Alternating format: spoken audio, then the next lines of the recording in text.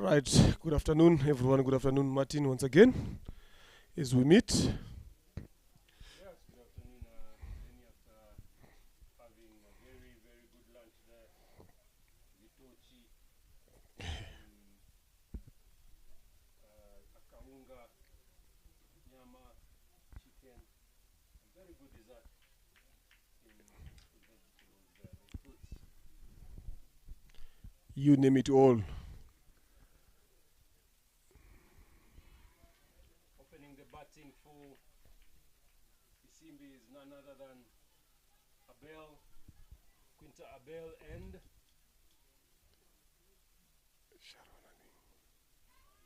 sweeping the ball there to the boundary is Quinta Abel, opening with Antoinette Mbabazi. As we can see, Quinta looking forward to pile some runs there. Good first ball, good shot, swept away for 4. She's looking to score quicker. Like she said she's a big hitter, but we asked in the morning to say the question is she going to hang longer today? This is another chance for her to redeem herself, to prove to us that she can be that dangerous. Again, sliced between third men, short third in gully, short point in gully for 1. Like you always say, I think you love this, Martin, that after getting that boundary, get off strike, get to the other end, exactly what she did now. Yeah, that is good. It is said streetwise cricket, streetwise. You got to live in the streets, you got to be sharp. If you have to survive in the streets, you got to be sharp, you got to do the right thing. Yes, don't be stingy. Share the crease. As Antoinette drives there, Antoinette, it's normally when she drives a ball, she wants to, of course, reward herself with a single, but this time she drives and waits for the call from Quinta. Antoinette plays aloft on top of point, slashes it backward point for a boundary. 9 runs already in this over. This is a good over. This is a good start for team Amasimbi Hawks. Looking forward to to keep the momentum going after winning the morning game. And both teams here have got wins. Ingabo Knights has got 2 wins from yesterday, so they are looking forward to keep on maintaining the winning run.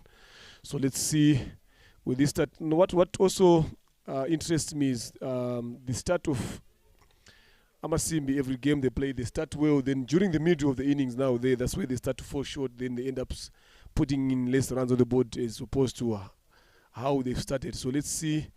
Now forcing another chance of run out. Good throw. Nah. Couldn't make it. This is where, again, it starts communication again. Now these run outs have been the order of the day as we finish the first over for 9 runs for no loss. Amasimbi Hawks with the bet. Yeah, that's true, and I think that's why they've had a ploy that Quinta and Janet Babazi, should not open. I think they're trying to spread the batting, and that's why they brought Antoinette up front to open with Abel.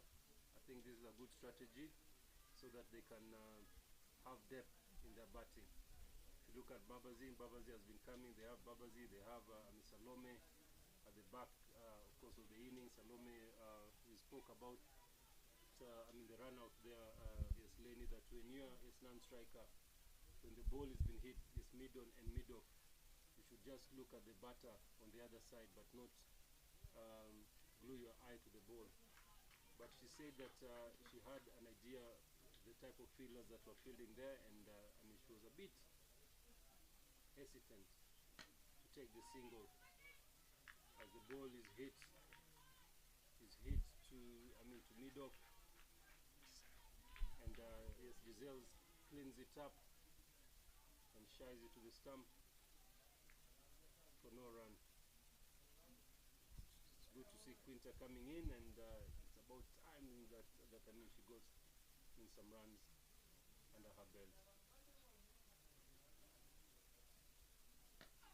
That's a very, very good ball there by Luzian the Mosquito. Very, very good bowler here. Very, very animated. Very, very confident player. I like her approach, especially in the couple of, if you look at the past few months. She has really worked on herself. She has improved the bowling. She has improved on the consistency. She has improved on oh, missed chance, dropped fellow counterpart from Kenya, Quinta Abel, straight to Sharon Juma in the covers. Then, unfortunately, she couldn't hold on to the ball. Speaking about Jocelyn, like I said, for the past few months, she has been someone who's been working on the game. You can see the improvement. The graph is going up. The consistency is now there. The control of the ball is now there. The use of those variations is now up there. Now she has come up of age. Now she's. I think that's where the maturity now in more games coming in, whereby you see players now improving with another good ball, swing and a miss. You see what I'm talking about? That consistency again. This is what you really need from your openers now to come and set up the tone up front with the ball. Yeah, that is true. Looking at how, yes, she's grown, it's game by game, it's month by month. I think it's the consistency that she's had, and also the belief that she's had. From the coaches as well. It doesn't come just like that. As now she comes, Josiane comes in, goes to Antoinette. Antoinette drives it to mid-on for no run. It's all the game time that she's had. Yes, she went to Nigeria. She came back. She's been training. Yes, she played Kubuka, and now the elite. Can't ask for more. That's another misfield there at point as Sharon cleans.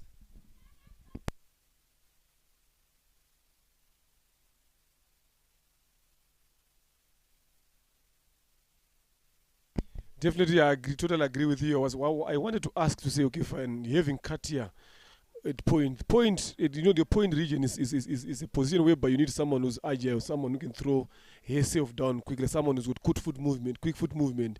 You understand? But if you look at someone like Katia, is someone who's not in that kind of mood as a player. So I keep wondering now, the captain, how exactly she is using in the point. Even yesterday we saw in the point, we saw a couple of runs passing through here. It's something that the captain and even her herself should also learn to understand, to say, okay, fine, I'm not good at this position. Can I get somewhere else? Yes, we know you're supposed to field, but sometimes this is a game. This is where you win or lose the game with such small mistakes. So sometimes you got to work it out with your captain to say, captain, me, at this present moment, I can't stand in here. Can you find somewhere else I can try to bake myself in and then come back? Then later on, if you manage to come back to the game, then you can really go in those hot positions. Very true is understanding a team, knowing the team ethics. Who, of course, knowing your players is important, and they say that you put, of course, your best fielder, of course, where there's a lot of traffic, and I think. But now it's where she is. It's mid wicket. I think that's okay. And she's been protected by mid-off, and square leg. So she has backup as Antoinette. Slow ball. That's a very, very disguised slow ball. And that's Quinta again. It's a slow ball. Slow ball? Slow ball, yes, from Giselle Ishim again. You have seen her bowling these slow balls all along. I don't know even if today you have seen her in the morning and gave a tip the same way you did to Nasra Nasoro from Tanzania. Maybe you also paid a visit and you gave her a tip to say, no, this is a ball that is working on this kind of a wicket. You understand? She deceived Quinta Abel very, very well. If you look at the first ball, she bowled a bit quicker, the second one a bit quicker. Now this one, the roll of the fingers on the seam, then Quinta was expecting the ball to come to her, then she was surprised by the bounce, then he took off and get caught by point from Alice Kuzwe. She's such a crafty cricketer, very, very crafty. She has I don't know if she overthinks, but she does things that she keeps on learning. She keeps on trying different things. And now again, we're talking about run out again. That Mbabazi is always involved in run out. Either it's herself or her mate. And here you see the first ball already. There's a glimpse between her and Antoinette. And it's interesting now to see you've got two people that share the same sort of similar surname, Uyu Mbambazi and Mbambazi from Uganda. And both of them are known for this run out. So let's see how today they are going to feature up for their team there. they say, or is it just happening? Because even the first innings in the morning, it was fast ball, and even this one, it's in the fast ball. Yeah. So I just like how yes, Janet steps out most of the time to attack the bowlers. She does it so well.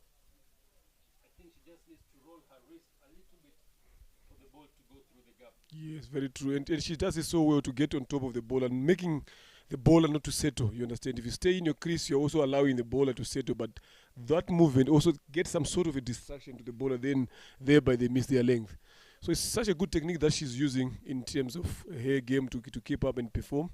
And it's also good. It's also a good test for the bowlers to see if you've got such a batter who's moving up and down, across and back on the crease. Where are you going to be bowling? So it makes you also as a bowler think to say, where am I going to be landing the ball? Where am I going to be putting my fielders? So it's such a good approach from here, as we see Josiane again coming in for the second over. Oh,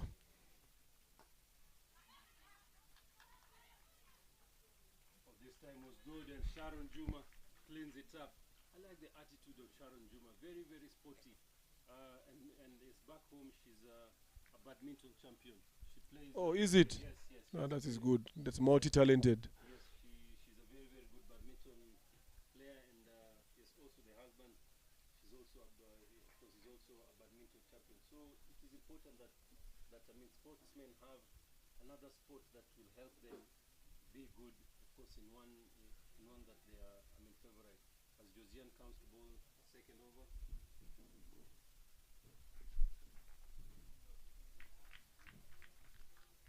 White, full and white. Another dot. She's bowling to Janet Uimbambazi. And these are the two batters pitching up for Amasimbi Hawks. Janet Uimbambazi and Antonetti Uimbambazi from Rwanda. Another good ball again.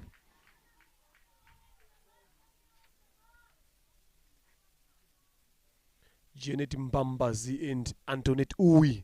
That's where the difference is now there, Martin. Mbambazi and Uwi. There's Uwi and there's Yeah. So for Mbabazi. Yes. For Uwi Mbabazi. Yes. I want to see, I want to know, yes, what is the difference? I think because every name has a meaning. Maybe after the game, it's something that we need to look for, we need to research and see.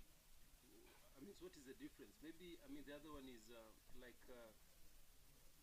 in my tribe, we have twins called Opio and Odongo. Opio came first, Odongo, of course, remained that because he came last. So I don't know who came first, and maybe something to, I mean, to talk about, I mean, sometimes in this tournament. Yeah. No, it's interesting to see and understand. Different languages you're learning every day, so you also need to understand. And look, if you look at Rwanda and Uganda, these they share borders, their neighbors. Then you see such names like that. So it's something that we also need to think about and see, and we learn and we understand what does this mean. Is Josiane coming in to bowl again? She's bowling very well again. Well bowled. I think somebody like Babazi would be a very, very good test player. I mean, she really shows some skill on how to play, on how to bat. I really like her, yes, her style, the way she takes herself. Swing and a miss down the track.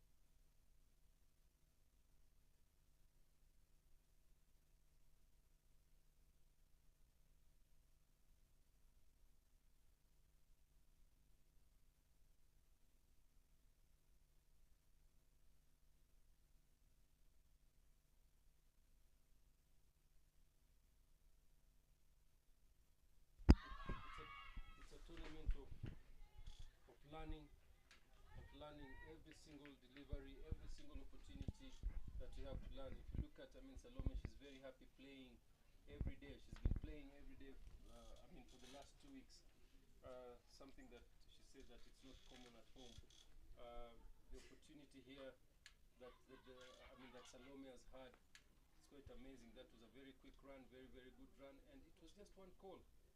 And in the afternoon, I told them that if somebody has said no from the first ball, you don't insist on on the call. If somebody says no, let it be no. Don't insist. When you insist, then there's doubt. Okay? And I think they've learned from it. And it is important that even as coaches, we help players. We don't wait until the tournament ends. That's when you sit down a player, talk to her this, tell her that. But if we coaches see something, just go and point it out. Just find a way on just pointing it out and see the interest of a player. Help. It's one voice or one tip here and there. You never know how far it can reach. As the power play ends, 6 overs, 22 runs. Ingabo going in stronger here. They are going in stronger with the ball. As you see, Giselle completing another good over there. Finishing up again with a slow ball that Janet couldn't even pick.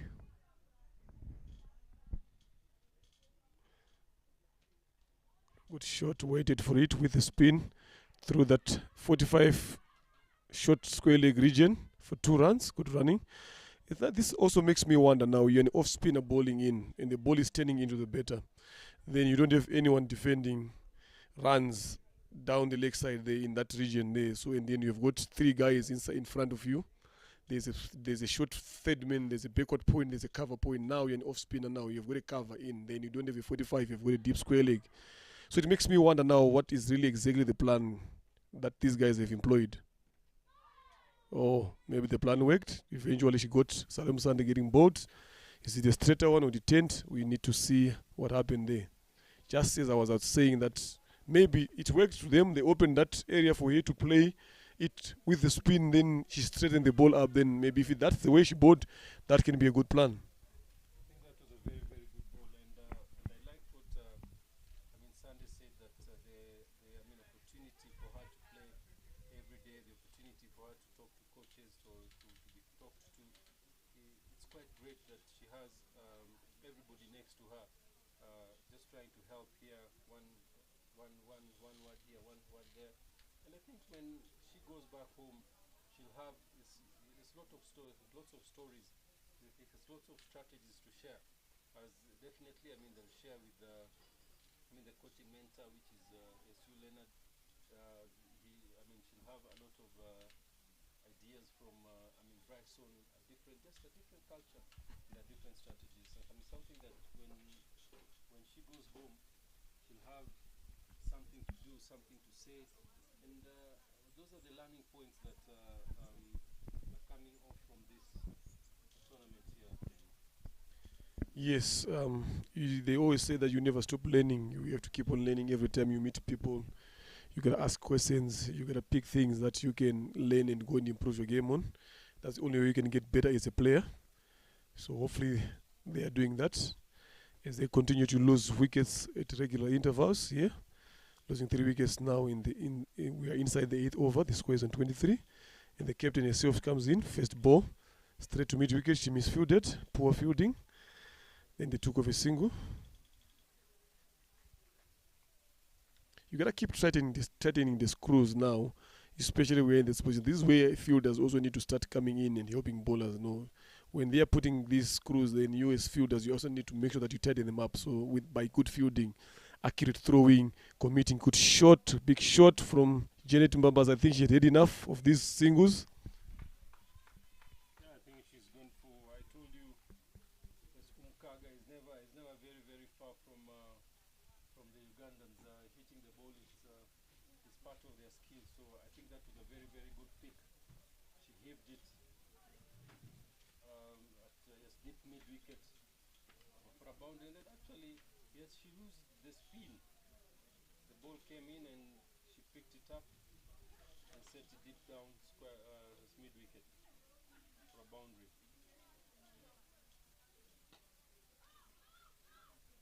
That's my worry there, Lainey. That's my worry.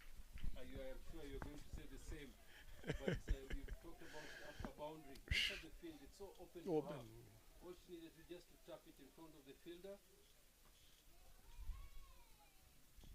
Again, 2 dots after the boundary. Then it becomes an over. I think the ball that she missed is the ball, the fifth ball. That's the one she should have just tapped in down to long on there, then get that single on, so that you keep maintaining that 5-6 runs and over now. But after her hitting the boundary, she get back into that negative zone to say I've hit a boundary, so there's no need for me to keep scoring and rotating. Then she end up blocking. Then by also shifting pressure now from the opposition to your team now. Yeah, that's true. And her being the senior player here, it is important for her to take care of Henriette. Let Henriette face the second ball or third ball, but not the first ball of the over. Those are also things that she has to also take care of. Let Henriette watch from the other side. Like should have made sure that the last ball is a single. Henriette should not face a ball. Interesting to see here they've brought in another youngster, Cynthia Tuizere. I haven't seen. Cynthia Tuizere. Cynthia. That's Sylvia.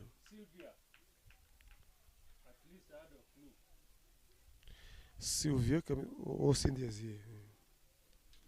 Stay Cynthia on deep square leg. I think we might see her coming into ball very soon. They look alike from a distance, eh? Chance there, missed. This is what we're saying, Lenny, that now they played, 4 dot balls after the boundary. After the boundary, yes. They played 4 dot balls, which is too much. It looks only 2 or it looks only 4, but there's something that dot balls do. They've missed 4 already. And they say in T20, if you get 3 dot balls, something happens. Hopefully Shima is not looking forward to play the big shot after those. Again, another dot. So, look, the thing is, this ball was short and wide, turning away. Then she just went. Then she just get it. Instead of just at least trying to get a bit of some bet on it, then you hit it straight to deep cover there for a single. Again, same thing. She hit it again, found a fielder in covers. Yes, that's an over gone already. Yes. So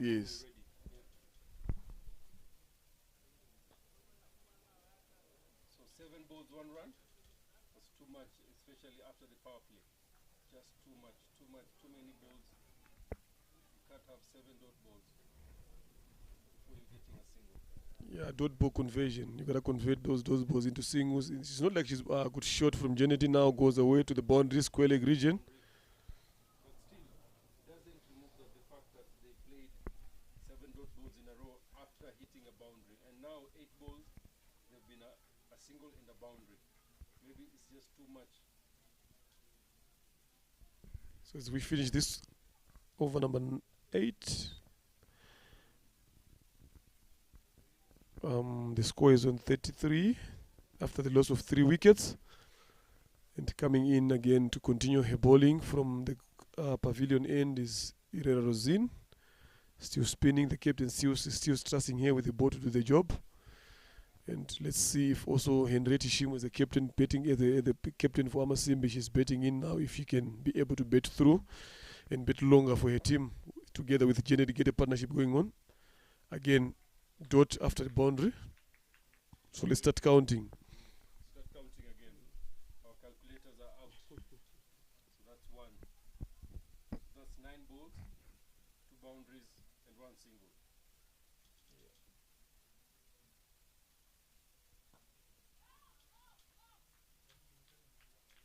Well, a dot ball, those are 2 dot balls after a boundary. The fielders are on the 30 yard. All you need to do is just to tap in front of you to rotate the strike. And they lose a wicket. They lose that ball. Dot balls, Martin. Dot balls. We say 3 balls, too many dot balls. And Henrietta don't see why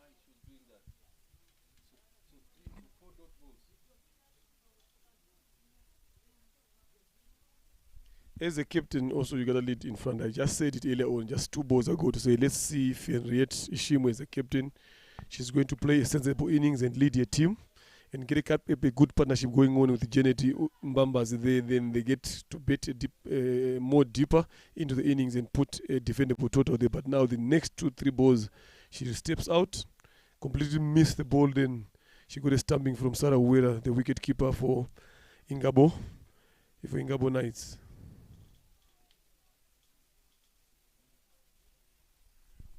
Rotation again, Lenny. Rotation. You said it time and time again. The other day.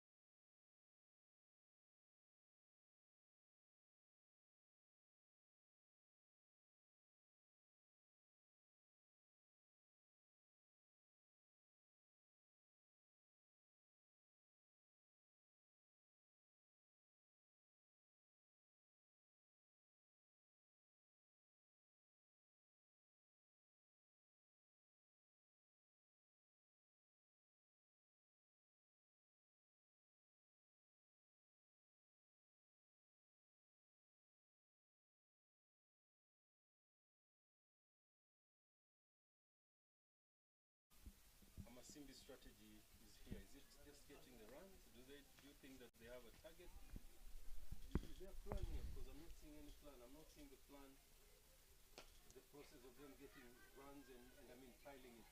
It's just I just see that it's just batting. Janet just trying to bat her way just in her own style, but I'm not seeing strategy here. Maybe deciding that let's take singles until this over. Let's try and 38 in 11 overs.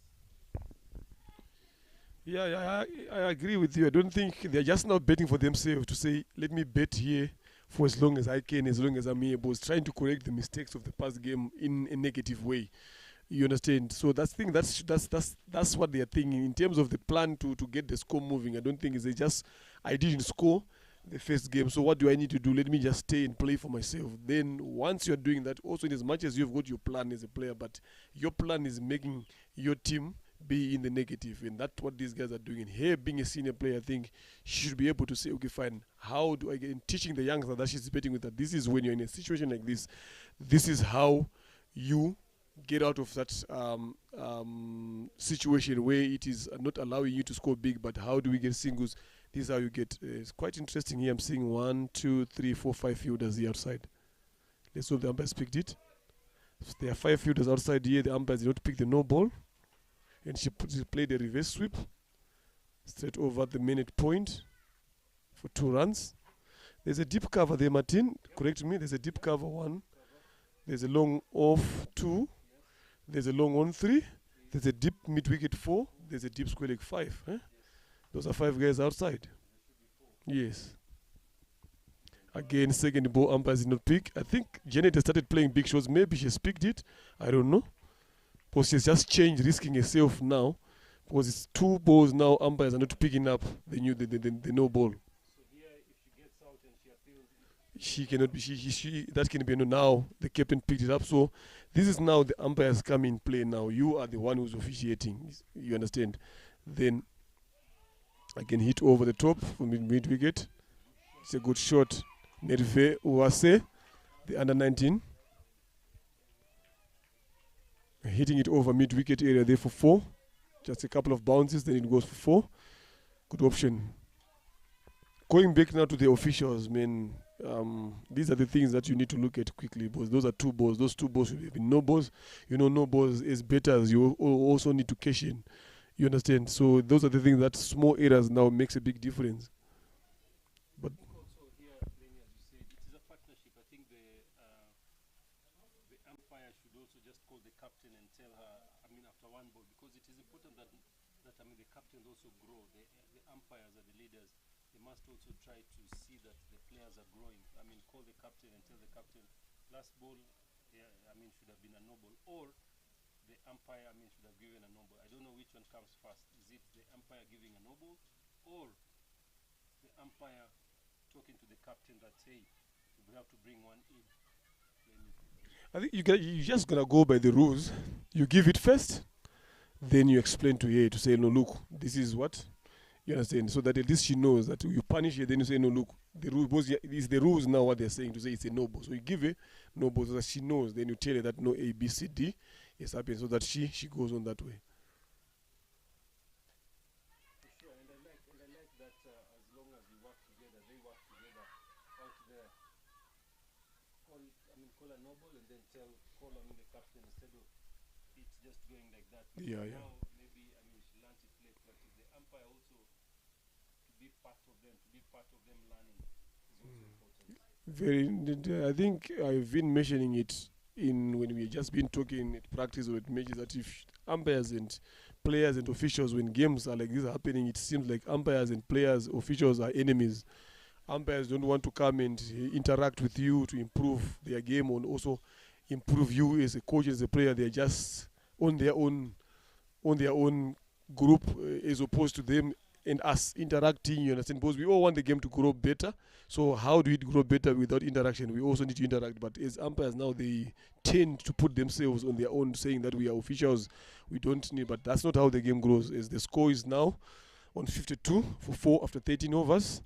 Janet Timbambazi and Merve was betting well there. Yeah, very true. It's about partnership, it's about helping, it's about the pathway. Them helping each other to yes, understand the game. And that's what we say that if they live here, the same cricketers, then it means that we not have done our job. So it is important that when they live here, they live here as better cricketers, better match players. They are all good in all ways. Like now, yes, Janet Babazi just now working herself better. Now, I mean, she's running better. Yes, she's calling better. So it is important that they share knowledge, they share responsibility, right? I mean, the empires talk to the players, even if the ball, even being tight to the line, the empire should warn you, please come back, make sure that you bowl within.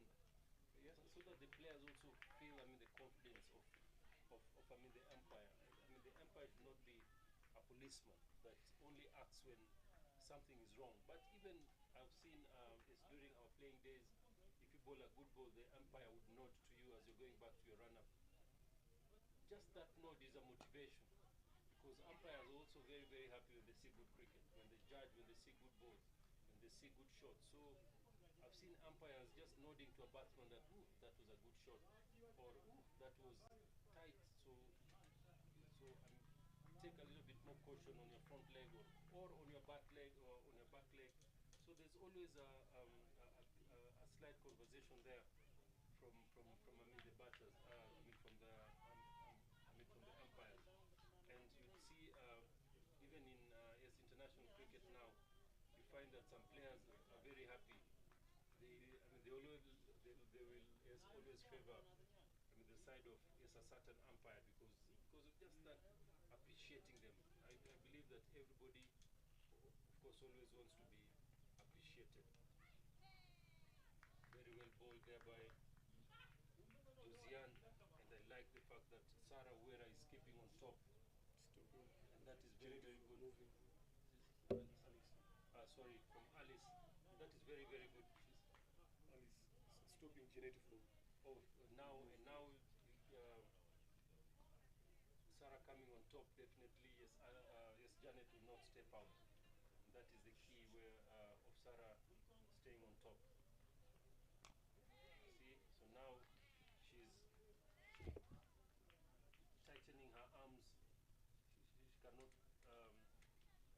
herself on the wicket there, so she has to bat with purpose. So now she knows that if she steps out, there's a chance of getting out stumped. The captain there goes in with water just for a message. But boss, boss, The ship is not moving. boss.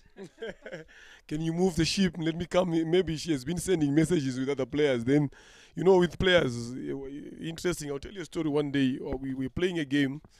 Things are tight. We want guys to do it this way. We tell our 12th, can you please go and tell the captain that, can you move this fielder to there and there, and can you bring this? And she went there. She just go and say to the captain, you're doing well. Then she came back. So after a few overs, I'm asking, I'm not seeing that change happening. What did you tell her? I said, sorry, coach, I forgot when I was running. What was she going to say? And is how long is the rope from the rope to the, to the wicket? I'm telling her, I was like, you forgot? He said, yes, I forgot that. So why did you not tell me? Then she said, then I'm like, so, okay, fine. Should I take the baby myself as a coach and go? That's maybe that's why you see now Henriette Shimwe, the Amasimbi captain, going in. She has been sending in messages. Maybe the messages are not going across the way she want them. Then she said, let me go there myself. As we see Josiane Nyiragontineza coming, changing ends from the banana plantation end to come to ball over number 15 to Merve Owase, who's looking to be in good shape here today. Inside edge, behind the stumps. Nobody on the stump. You can try for a second one. Game awareness, I'm telling you. Aim them. Yes. Now she has to shoot. Yes, she has to shoot, she miss. She misses. You gotta take the risk sometimes. Eh? Very, very possible. Oh, good working.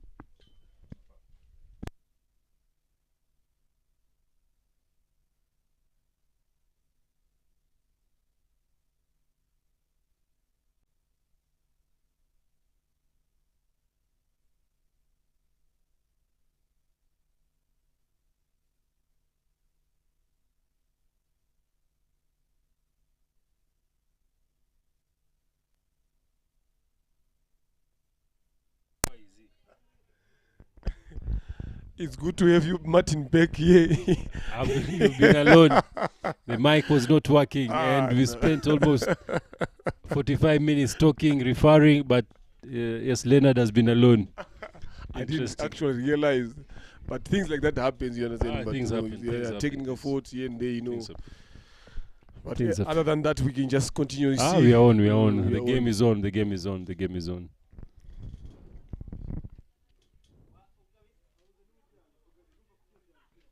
Good shot. Shot. Merve. That's a good shot. That should be a 2 there. That should be a double. Take the arm.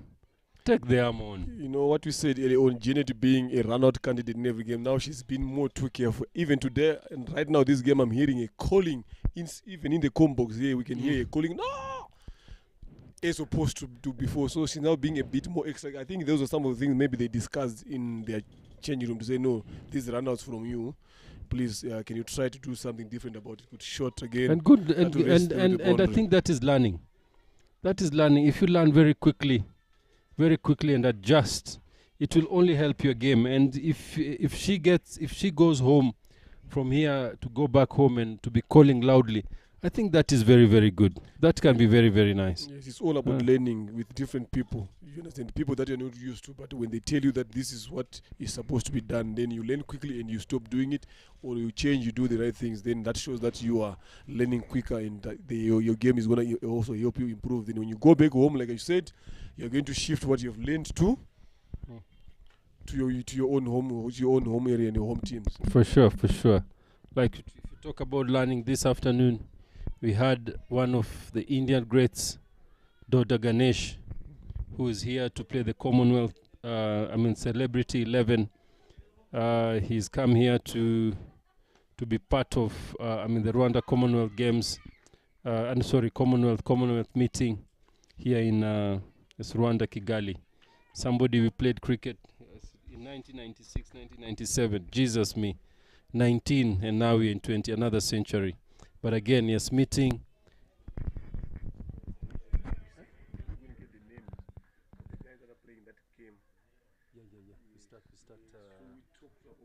talk about them. Thanks. Yeah.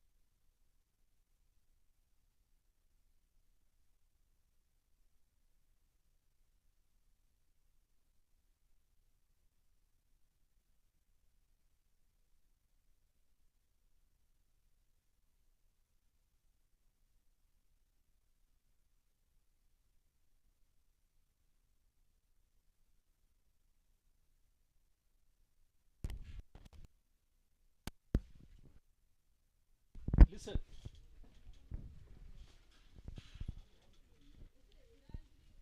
Let's go call for me Brenda Mugusu. Brenda Mugusu, yeah. Go and ask Rosine to call for me Brenda Mugusu. Yeah. So, as you were saying, that this is the home of cricket of Rwanda, whereby the Kubuka finals was played, and now with the elite game, all the games will be played, and it's interesting that all the games will be played here, and all the teams have the same opportunity to express themselves. Early today, just before the toss,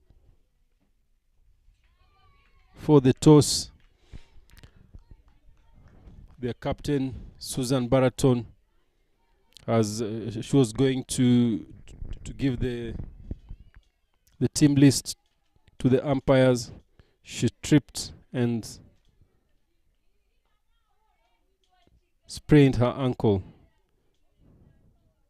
As a lane comes in, and that's a great heave by Janet Bambazi.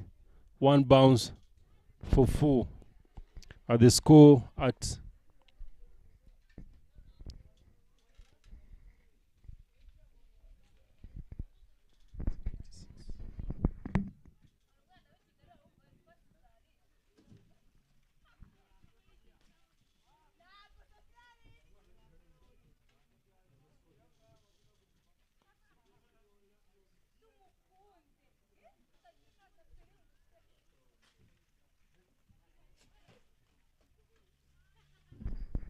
scored 66 for 4.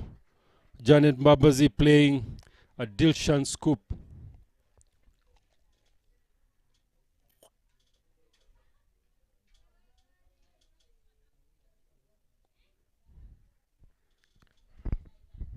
Cricket has changed. The shots have changed. That was like throwing a discus. So she falls down, shrivels, and connects the ball to the boundary. 70 for 4 in 16. They've given themselves an opportunity to launch.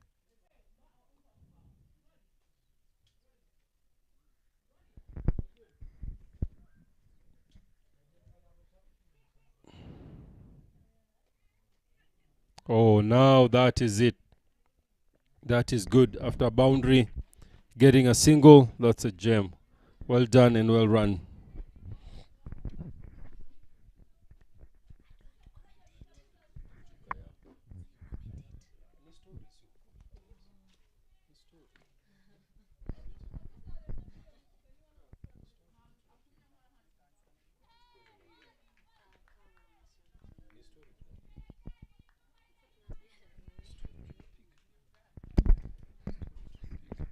Joined in is none other than Brenda Mugusu, the team manager for Kenya, having played her cricket as well, now in her administration, and also being part of this tournament as the coordinator of this tournament, just helping the girls get together, managing them, and just being with them and sharing also her experience as a player. Yes, good afternoon, Brenda. Good afternoon, Coach. How are you? I'm fine. What can you say during your playing days, and I mean, seeing this now happening, is how can you, of course, relate the two before we get to your admin? Definitely, of course, you're a player. You played for Kenya. You played a lot of cricket back home. Back in Nairobi. I won't say back home, but yes, how do you relate your heydays in the game and now seeing this here in Rwanda? It's bittersweet. I'm just thinking about when I used to play. Some good old days there. Excellent cricket. I miss it. I'll just say that. I miss being on the crease. Well, it's never too late. It's never too late. as Alice comes back to bowl has a second over here at over number 17, 71 for 4. Janet Babazi on 36 and Melve on 14. Yeah, and as I was saying, it's never too late. But now, yes, how do you see this? Such tournament being played? Yes, during your days. It's good to see the mix of experience playing with the local players. I think it will add more. It will add more development to the girls playing locally here in Rwanda. So I think it's a really good initiative to invite the players from the nations that took part in the Kwibuka tournament, and I'm happy that we have 2 from Kenya. Talking about Juma and Abel, yes, joining this elite tournament, of course, in Rwanda after playing for their national teams the other day. Is what do you think that is their input in the teams now? Definitely for yes, Amasimbi and for Ingabo here for Juma, yes, respectively. Yes, how do you think that their experience would influence the team? I mean that the 2 batters are coming with a wealth of experience, especially with their bat. So I'm sure bowling against them, it will help develop the bowlers. So I think it's really good. Yeah, that's true. And as you said that, Brenda said it quite well there, that the experience that they have will actually benefit the bowlers, is bowling to them and trying to contain them. And now if you see, bowling to Quinta, there's some excitement when a certain bowler gets her out. There's a lot of excitement, and I think, that is what it's all about. Yeah, that's all. That's what it's about, really. It's interesting to see the bowler getting a wicket for Quinta, the excitement of getting an experienced batter out. I think it's really good for the bowlers. You being an administrator in cricket, definitely being involved with the ladies' cricket is back in Kenya. Would you fancy in Kenya something like this happening, whereby looking at Kenya, of course, and Rwanda, Kenya has a good history of cricket, goes over 60 to 70 years of cricket. Such a thing is happening to of course, in Kenya. Would it benefit the cricket? Would it enhance development? Yes. What would such experience do for the youngsters if there's such a tournament in Nairobi?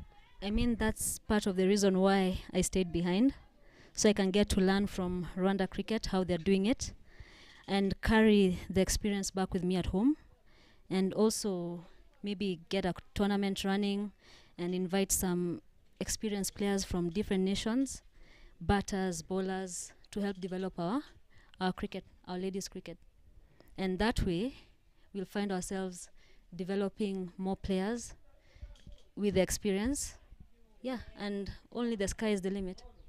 Yeah, very true there, Brenda. And I think if we can join hands and see the player pathway being developed, I think that would help the cricket in Africa, not just in Kenya or in any other. Yes, but true. But cricket in Africa, whereby is our ladies play more games and more competitive games. Playing home, yes, but I think when they play away games and when they play amongst each other, it's something that would benefit Africa cricket, because now if you look at here, there's Janet, there's Salome, there's Nasoro, there's even our national team girls being in the mix. I think that is Africa. And if Africa cricket can improve, if we can improve one girl from Africa, definitely we've impacted, we've influenced development. As Giselle comes in to bowl over number 18 at 75 for 4, Janet Mabazi on 38 and Melve on 16. Being an administrator, Kenya came last year. They won the trophy. I mean, convincingly against Namibia, playing the finals against, I mean, the Tanzanians, and I mean, coming second, not, I mean, defending the I mean, the trophy. Maybe not, of course, not going too deep. What do you think that went wrong there? Maybe not going too deep, because I respect, I mean, strategies and team ethics, but just I mean, for all of us here, Katia drops a dolly, and we say that a point fielder must be sharp, and this might be costly. This might be costly. Janet top edges, or that playing London, looking Tokyo there. And there's is it a lemon cut or a Chinese cut or a Rwandan cut, whatever cut you want to call it. That is a shot that New Ingabo plays so well. I don't know how he plays it, but he says that there's never a fielder there. You're coming back to my question there. Yes, what do you think that I mean went wrong? And then also share with us, what do you think that I mean Kenyans did right to reach the finals? I think if we start positively, yes, what positives would you attribute to Kenya's performance getting to the final in 2 editions of Kubuka? Yeah, we relied heavily on our wealth of experience and also our batting. We bat deep, and we also have a bowling attack. So pretty much I think my team the Kenya ladies is quite a balanced team. And most of all, we have heart for the game. We give our all 100% once we step into the ropes. And that's the positive. So why I thought that we lost in the finals is our batting. We didn't bat as deep as we normally do. So I think that's where we went wrong, and we are ready to work on that and improve, and next year we'll be coming back strong. I think on a positive side, being here in Rwanda, it's nice to hear that Kenya is coming back. It would be sad to hear that Kenya is coming. Of course, is not coming back. Being an integral team that is very, very important for this Kubuka, because Kenya is the one that started it with the other 2 countries. Yes. And I mean, them not being here, as we spoke before, would be a disappointment to many players, because I think yes, all those teams really, really envy playing Kenya, and you could see the fun that every team was having playing Kenya. Yes. From the Brazilians, from the Germans, from the Rwandans, from the Ugandans, from the Tanzanians, Nigerians, you could see. And it's amazing how every team yearns to beat Kenya, yes, which is brings competition, as Melve is caught at point by Janet. The same point area there, Lenny. You'll tell me later. You'll tell me later. So as you're saying here, Mugusu, that every team, of course, wants to feel. To Kenya. To beat Kenya. Yeah. Of course. What would you say about that? It is good being the benchmark for most teams, and that just makes us to pull up our socks and play even harder, because we also don't want to be beaten. And that's that. It's quite interesting to see younger teams, really, experience-wise, playing against us and giving us our run for the money. Talking about money, I had an interview with Pauline, the women director, and she was very, very happy to be part of this, to be part of Kubuka, to be part of the girls, and it was just nice even for her to come and see, to see the girls play, to see of course what's happening here, and how influential she can be, which is quite positive to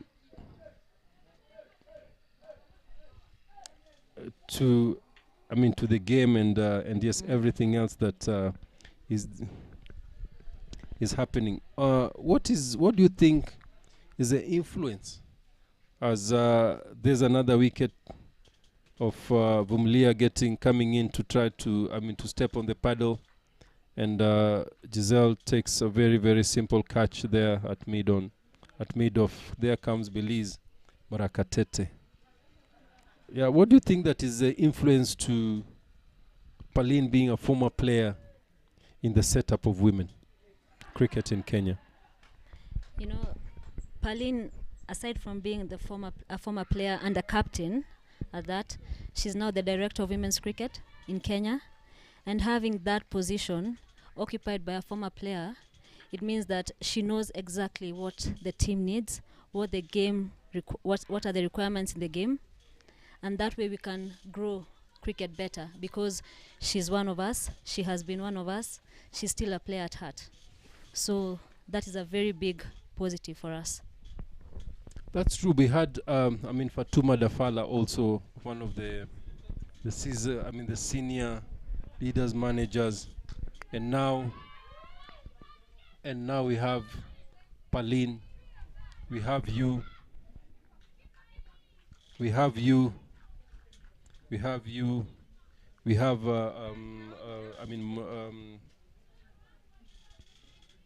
Lydia Caparo being also, part of you, and also empowering this yesterday. Do you say that is women power? Of course, it's women power. Women's cricket by women's cricket, by women. Yeah. I like the confidence.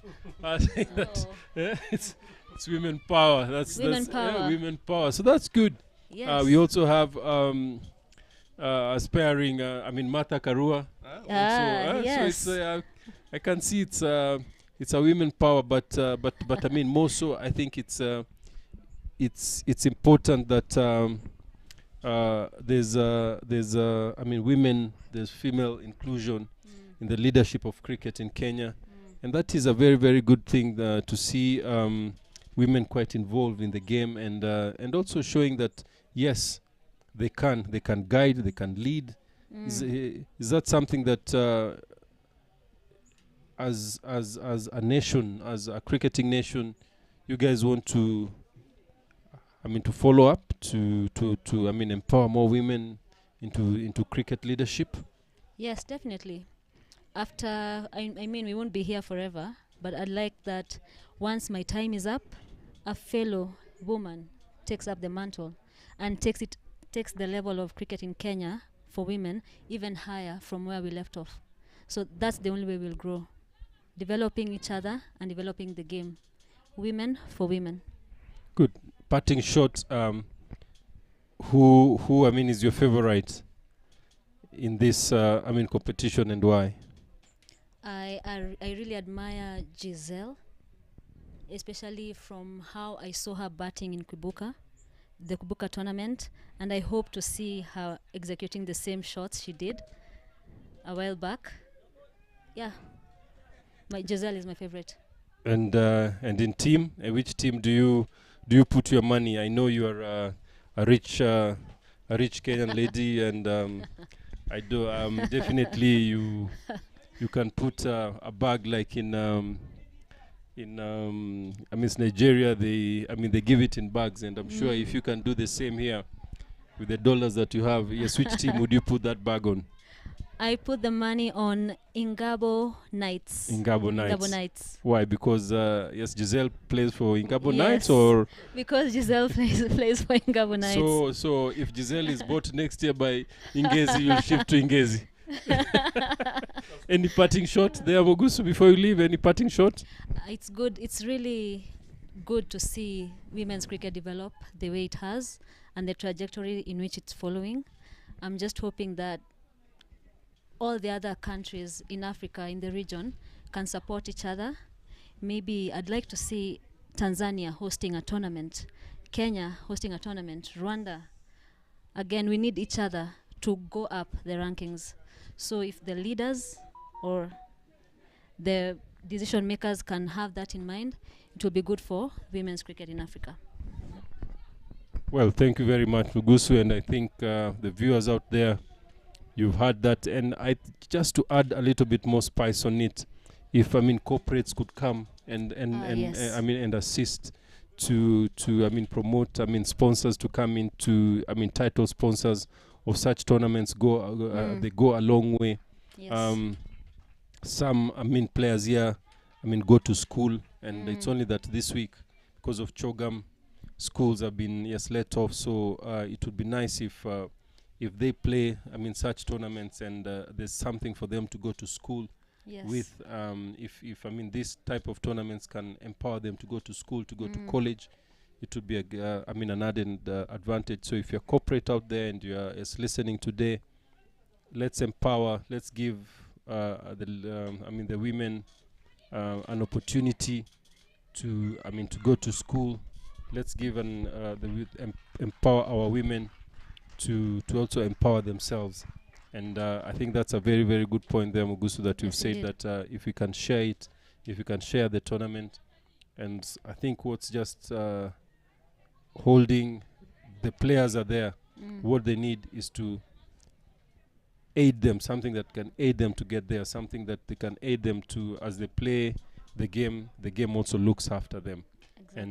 And that would be very, very nice. And if it can be enhanced, I think that is something that can help Yes. women cricket. Yes, I agree 100%. Thank you very much, Mugusu, and enjoy the land of course, and milk and honey. Yes, I know you've gotten the honey. You just need to look for the milk. Thank you so much, Coach. Cheers. It's a pleasure. Anytime.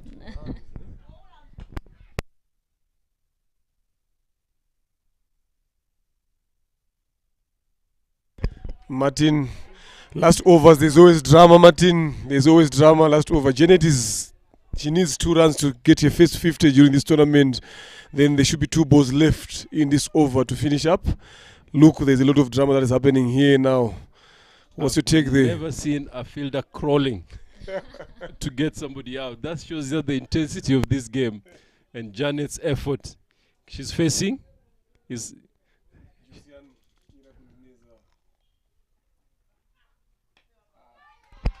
Good shot to the boundary to get what a way to get your 50. Scrapers for 4. Well done. That's what a way to get your 50. Well better, Janetti. You see what I was saying earlier on, Martin, that if you've got someone like here with that experience, leading up front, betting longer, you understand, and taking your team to the crossing line, taking them to a total, that way you can think, where you can feel like when you come into bowl, you've got something to bowl. This is what we need. This is the lesson that these youngsters also need to take up from players like here. Yeah, very true. And we spoke about the elite players, and they are the experienced players here. And she's shown that if she bats deep, if she bats to the end and just play shots, if you stay in there, definitely, of course, you'll get runs. Just the way she's hit the ball well. She's played with freedom. She's played with also, followers of certain players here. There we go. And that is, they'll try to go for the second. Too late now. Interesting. Drama, Now Martin. Drama, Martin. Last over. I'm telling you, last over. Interesting. Very, very good cricket here by Janet Babazi. Thank you. Thank you very much. Thank you very much here. Very, very good cricket here.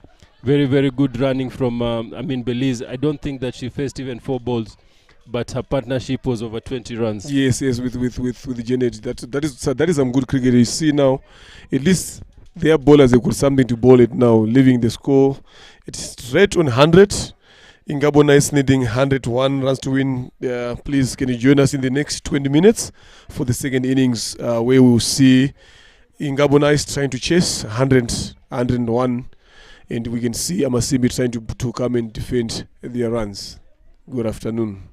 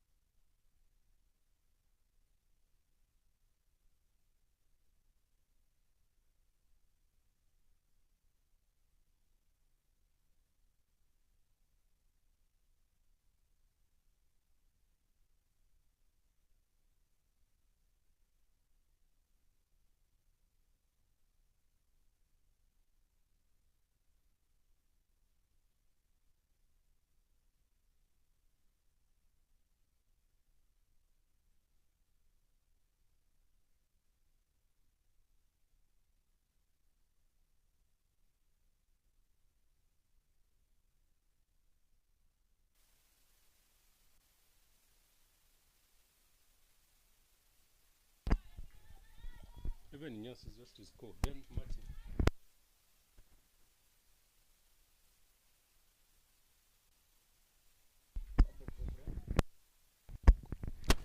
Welcome back in the second innings.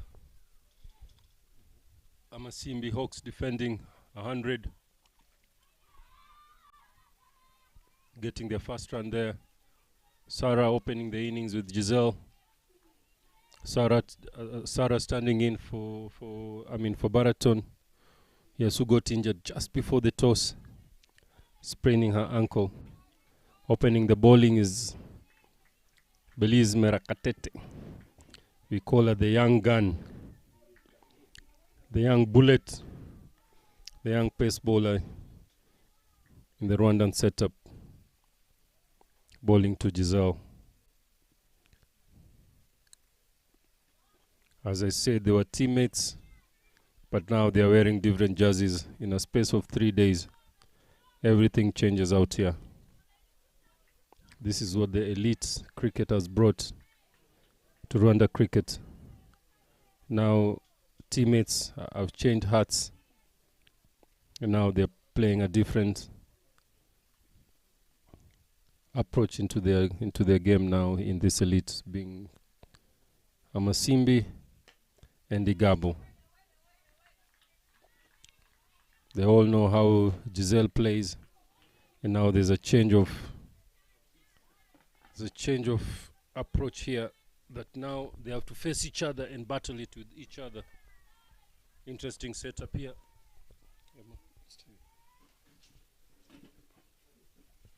Interesting setup here. Short, but well stopped by Mbabazi, who has gotten a fast 50. And you can see that's what Runs does. She's very agile this afternoon. Runs brings pleasure.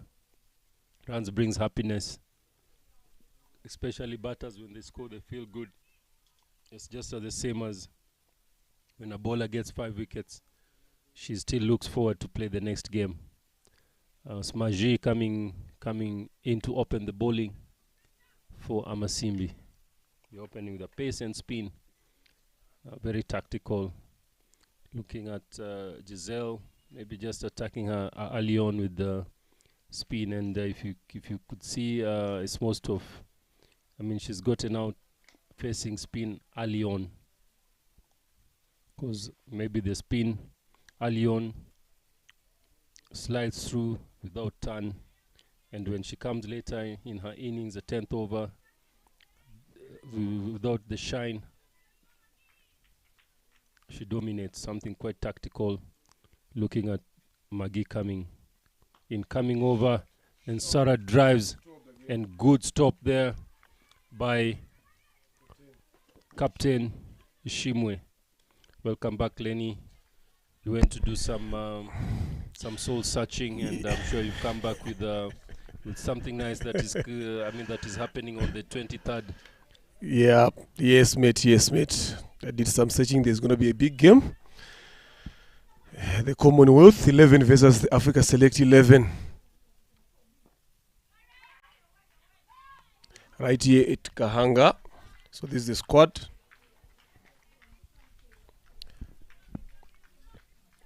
Yes. Okay. This is the squad. There's going to be a match. The Commonwealth 11 versus the Africa Select 11 during this tournament on Thursday, 23. Make sure you tune in and watch in your legends playing in, former legends and current legends there playing in. It's a mixture of legends that played along back then and a mixture of some youngsters coming in. And the whole idea that we are trying to say is we need also to nurture the upcoming generation, to show them how it is done, giving them advice through playing the game of cricket. You understand? So that's the whole purpose of the Commonwealth. So make sure you stay tuned. We'll keep on updating you about what's going to be happening. And then again, just after the over, I will let you know the squad for the Africa Select. Then Martin will let you know the squad for the Commonwealth Select. Good shot there from Sarah Uwera. Good flick of the wrist towards the mid-on region. Tried to set it out for a single. It's it's looking like a positive start here from Ingabo Knights here, when they're chasing in 100, and they've gotten 5 runs off the first over. Giselle and Sarah were betting. Like what you've been saying earlier on, saying Giselle has been falling off to spin, so we need to see if she has learned a lesson every game that she's playing, that when she comes in to bet now, the tactics every team is to give a spin, but she doesn't like to playing spin too much, or she doesn't have a clue on how to play spin. So if we complete the second over, Ingabo Knights are currently on 5 runs, needing 96 runs to win. So going back to the big matches that are coming in, we have got the Africa 11 select that is going to be captained by Hamilton Masakadza from Zimbabwe, Elton Jigumbura again from Zimbabwe, Stuart Kalai from Zimbabwe, then Clinton Rubagamunya, the Rwandan men's national captain, Didier Ndikumbina, the wicket-keeper, is also the national team for the Rwandan men's team, the former under-19 captain, with a shout there. The umpire is not interested. Dennis Mkama and myself, Leonard Namburo, featuring for the Africa 11, Martin. Somebody was reading the list. I don't know who. Yes, is myself. I don't know if myself is a name or I mean myself is him. Ladies and gentlemen, interesting. Team selections and team announcements always have hiccups. Even the person who is reading it this afternoon has had a hiccup by seeing his name. Interesting, and I'll keep repeating this list so that you know who will be featuring. Then we've got a mix of girls again: Janet Mbambazi from Uganda, Diane Bimenyimana, the Rwandan women's captain, Quinta Abio from Kenya, Nasra Nasoro from Tanzania, and Charles Haba from Rwanda, and the manager will be the president himself, Mr. Stephen Musale. That is for the Africa 11 for you.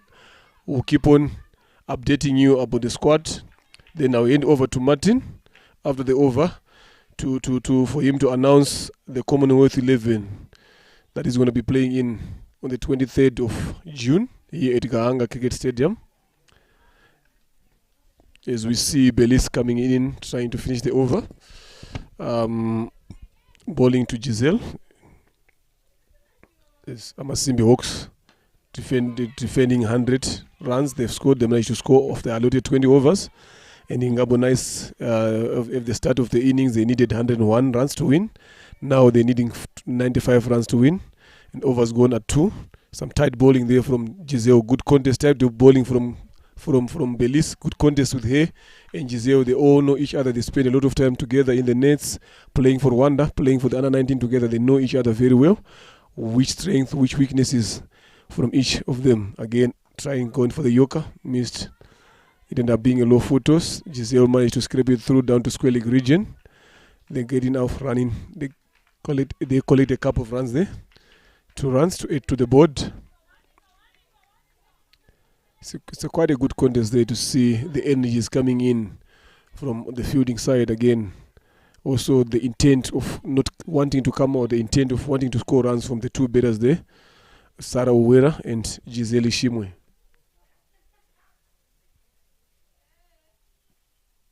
Good shot. Again, bottom edge, it rolls away for 4 to the boundary at third man region there. And to end the over, to end the third over, the score is currently on 12 for no loss. Martin? Thank you very much, Lenny. As I look at these games now coming up, I see a lot of awareness now.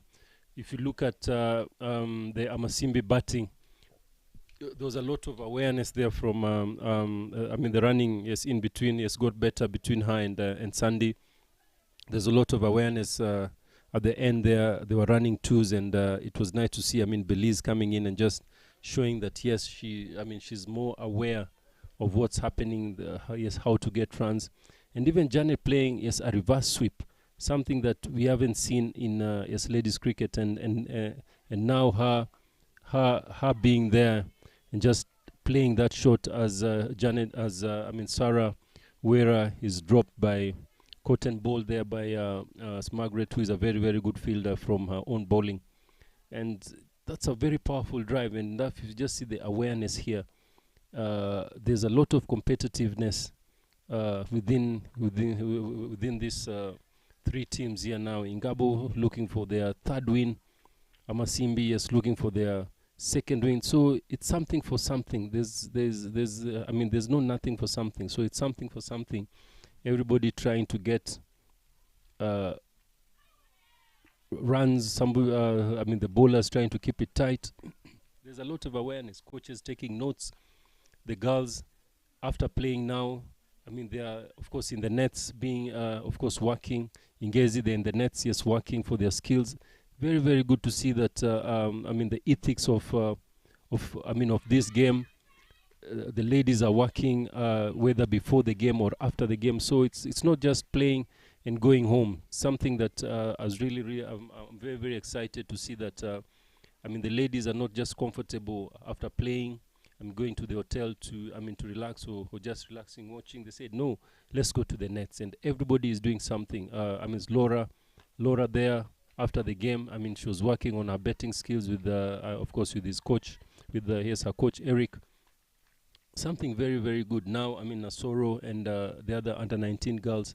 So it is just nice to see the ethics of the game changing here, of course, in Rwanda during this elite. And it's well done, coaches.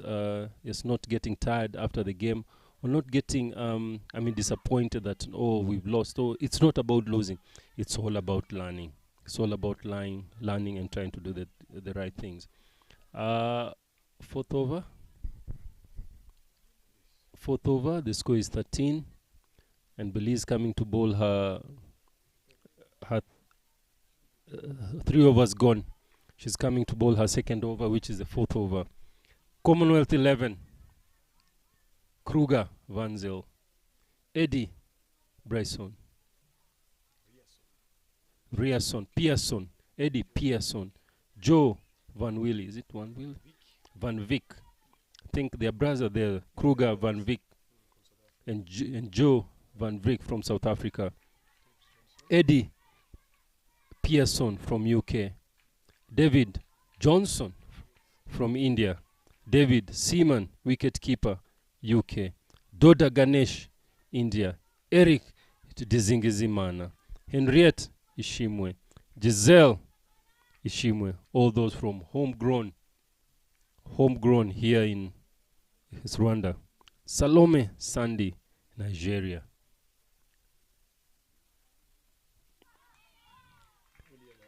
William Hammond, UK. Sirinath. Vardineni. 12th man, Waterman. To be interesting. How many times will he go to give water lady? How long? Remember that every wicket here, you must take water. Looking at the young age of this Commonwealth team being managed by Martin Suji. I don't want to say myself. I was waiting for that to say manager, myself. Good squad there. This is actually good, Martin, to see things like this happening. Like we said earlier on, we keep on reminding you about this squad who is going to be featuring, you understand, during this Africa 11 select side versus the Commonwealth side. Things like this don't just happen often. Mixing and mingling with these guys, sharing ideas, interacting. You don't just get this out of the moon. You gotta work for it. You gotta be in there for you to be in it. So we will keep on sharing you about this squad every time that we are here, so that you actually know who's gonna be playing there. But what do you think about having such games, Martin, on days like this? I think first of all, Lenny, you got to repeat the African 11. It's where are they from? You didn't name the countries they are from, which I think is very, very important for somebody out there to know who is in this African 11. Yes. Before I say something about this, Lenny. Okay, let me start again. The Africa 11 side is going to be captained by Hamilton Masakaza from Zimbabwe. Yeah. Elton Jigumbura from Zimbabwe again. Yep. Stuart Kalai from Zimbabwe again. Yep. Clinton Rubagamunya from Rwanda, the national men's captain. Didier Ndikumbina, wicket-keeper, Rwanda national captain. Dennis Mukama, again, Rwanda. Leonard Namburo, Zimbabwe, Janet Mbambazi, Uganda, Diane Bimenyimana, Rwanda women's captain, Quinta Abel, Kenya women's captain, Nasra Nasoro, Tanzania, Charles Haba, Rwanda, and the manager Stephen Msale, being the chairman or the president of Rwanda Cricket Association, is the one who's going to be managing the team. Lenny, as you said, there, I was very, very interested to hear yes, Leonard Namburo. He took time, ladies and gentlemen. He paused. Then he said, it was very, I don't know where he's from, but he's been staying here for some time, and I don't know whether, of course he's in Africa, but interesting there to see, was the selection, was it, passport used, or where are you residing? So we'll see what the panel will come out with. But yes, Lenny, as you're saying, I think this games brings unity. And if you look at the motto of Rwanda cricket is to bring unity. And if you look at the games now here, Lenny, the names that you've named, the people that have come from those nations, is the same thing being implied. In Kubuka we had Brazil, we had Germany here, we had Tanzania, we had Kenya, we had Uganda, we had Tanzania, we had Nigeria, even Rwanda was here playing Kubuka. And now in the elite, yes, you're seeing the same thing happening. Yes, it is our local domestic competition, but it's been infused by other, of course, nationalities. Kenya, there's Uganda, there's Tanzania, there's Germany, even Brazil having a player mentor who of course she's away, but she's still mentoring the players wherever she is, bringing all that together. And now Africa 11 and Commonwealth bringing the same nations, but now UK, there's Kenya, there's Zimbabwe, there's Nigeria, there's just something sweet happening, something sweet that the unity that cricket has brought here, yes, in Rwanda for the past month. Lenny. No, that is very, very important. And things like that, you won't get them for free. Like I said earlier on, those are important things. That mixture, Look at someone like David Seaman. I think everyone knows him. He used to be an England goalkeeper for the England soccer team. I think he played for us now. Back then we were still young, but I still look someone like him coming in to feature in games like this. You understand? It shows how important it is, how he also want to share his experience with other guys. So this is actually good, I think, going forward. As we seeing Margaret Vermeulen here giving these guys trouble with their bowling. And she's about to finish her over. The score is on 18 for no loss again. After 5 overs. And Sarah Uwera still in and Giselle. In terms of getting a partnership going on, and I think this is actually so far the best start for Team Ingabo today, not losing early wickets now. So the most important thing or the most important question that I would ask is how long are they going to hang around there playing this way? Are they going to maintain this way they are playing, or they are going to change? When they change, are we going to start seeing the fall of wickets the same way they have been falling? Trying to go for the sweep, then it ended up being a wide. Margaret Vermeulen, he has to bowl that again. Yes, Lenny, as you said, is how long, and that is where now, coaches do come in and to find out, yes, how long is this partnership? Is it bearing fruits? Is it laying a foundation, right? If it is a partnership, yes, what is it for? Is it killing the game? So it is important that, of course, where you are, you go to. It would be nice for, to have. They call it a tete-a-tete between, the coaches. Where are we doing good, and where can we improve? Yes, like this morning, yes, we're talking about, the warm-up drills. Are they specific? Are they inclusive to everyone? That of course nobody is standing for long. It is a short game. There's it's little time to warm up. So those are the things that we are picking as the technical bench of these teams, to make them improve, to make coaches improve, and now that you're talking about the partnership, yes, is it a worrying issue that the partnerships that we had in I think the morning game we saw Sifa and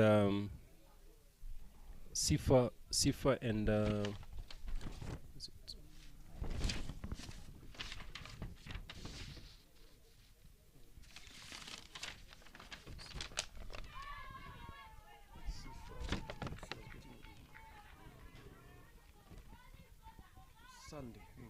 Wait, no, Sunday. And Laura.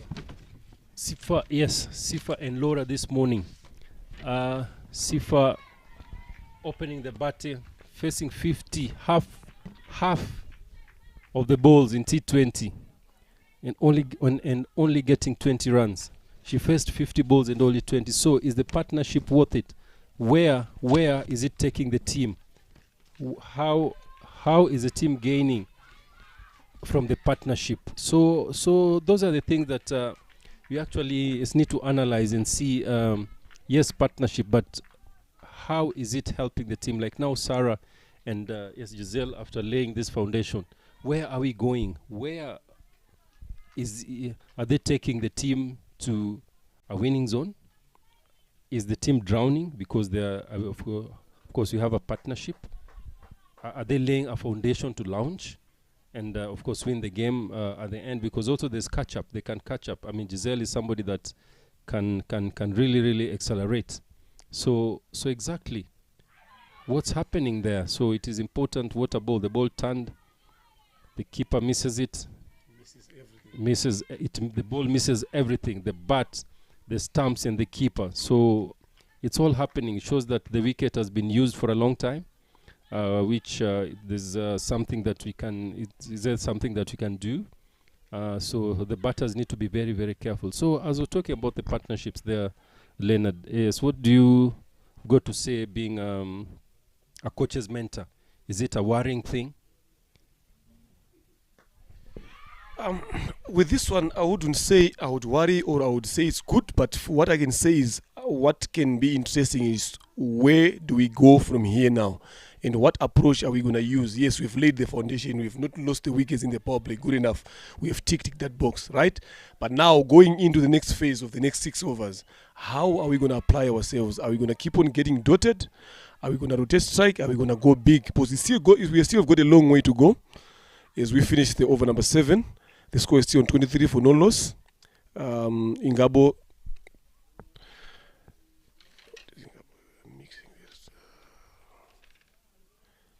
Ingabo Knights needing 78 runs to win. So, like that things, that's what I'm saying now. It's how do we approach these next 7 overs that are coming in? Are we going to still going on with this same rate? Or are we going to push up again? So far the required run rate is 6 runs and over. They are going around about 3.29. Not bad though, because they haven't lost a wicket. They can always catch up. With someone like Giselle, she can play a couple of good shots. Even Sarah can play a couple of good shots as long as they stay on the wicket. And also the other batters that are sitting in the dugout now, seeing this, the foundation has been laid.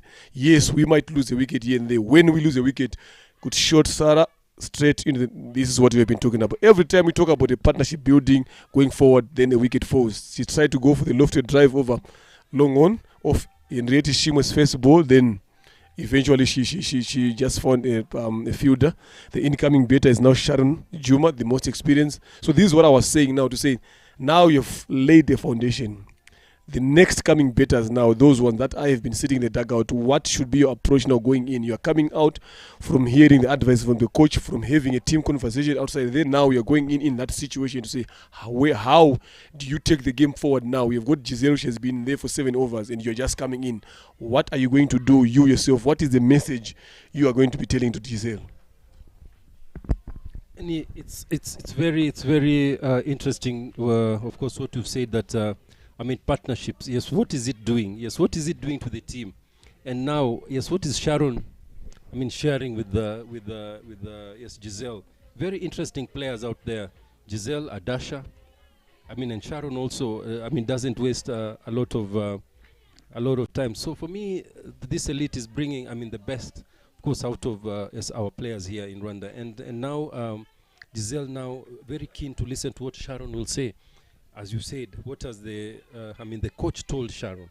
So you can see there's a lot of growth here. It's not just the game, but awareness. Our under-19 players now involved in this bowling and sitting beside the other coaches. Yes, what are they telling them? Yes, what are they getting? I would be very, very interested to hear during the under-19 camps that this is what I learned when I talked to so-and-so coach.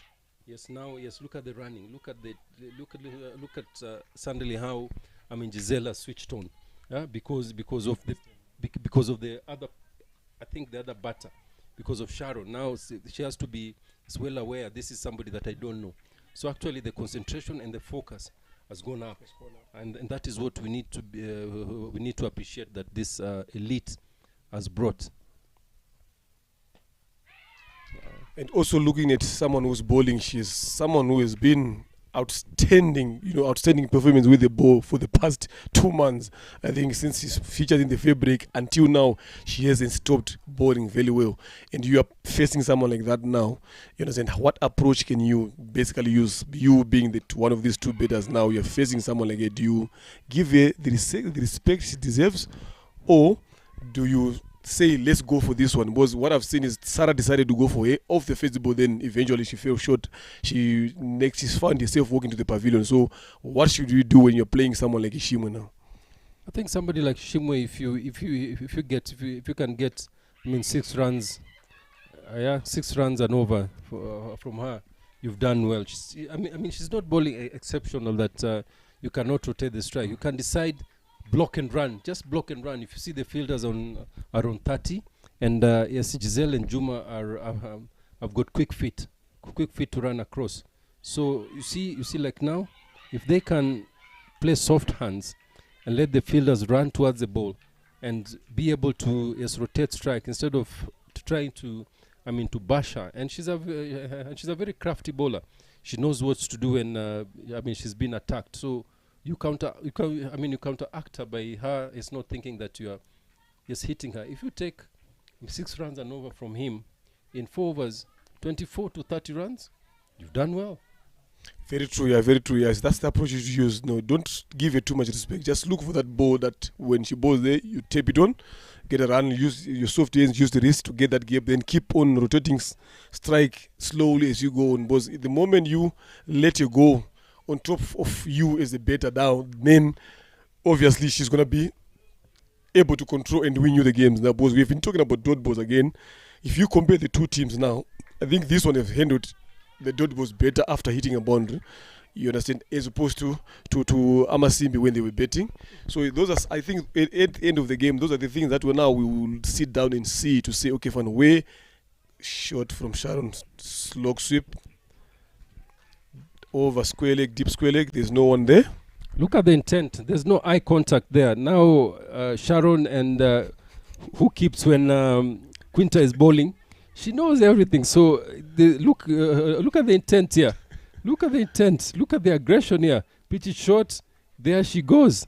And there's no eye contact, boss. I'm not your friend anymore. And after this, they go to one bus. Interesting. Very interesting here. Yeah. What will be the conversation now? Yes, did you see that shot? Then you should be like, why did you choose to play it on me? Things like that. That's what makes the game interesting. Now, yes. Yeah. And even now, if you're in Kenya, yes, and you're watching, it's very interesting. Everybody wants to see this. Everybody wants to see this. They are the top in their nations, and they are now against each other.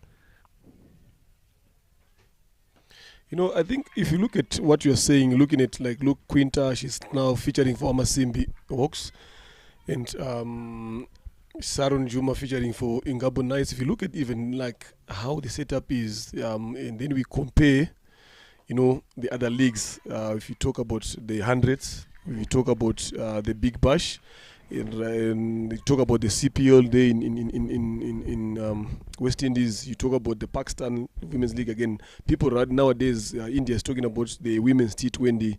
Can you not just also liken this to that sort of a setup? If you look at this composition of players, I think it also goes along the line. Then it all goes back to what you have been saying earlier on to say, no, look, if there are people out there seeing and watching, the corporate, whatever, the support to see, look, something is started here in Africa like this, having to have players from different countries featuring and playing in different teams.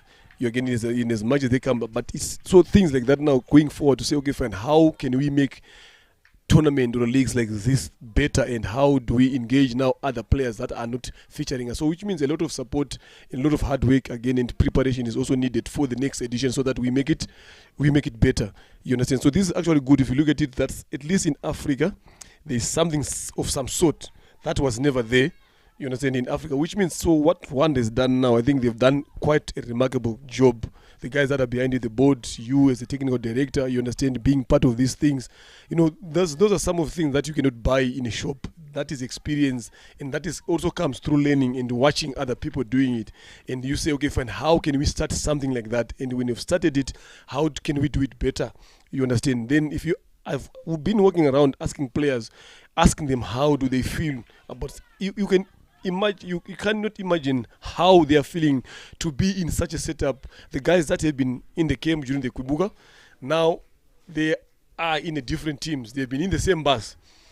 Now they're in different teams. Then the other guys that have been sitting at home watching these guys playing the Kubuga, now they are part of them now playing. They're like, coach, things like this, if they happen yearly, I think even our cricket year is going to go up. Even cricket in Africa, everyone, they're not leaving the Africa part, because they know that this is for Africa. So things like that, I think they need a tape on the back to say, gentlemen, well done for coming up with such an idea. Let's look forward to having people rallying behind and supporting such initiatives. Any well addressed there. I wish I was listening out there. If I could, I would have pounced on it. I would really love to see that these teams are called, corporate names, and the corporates. That's a good shot from Giselle, and corporates taking interests, not so to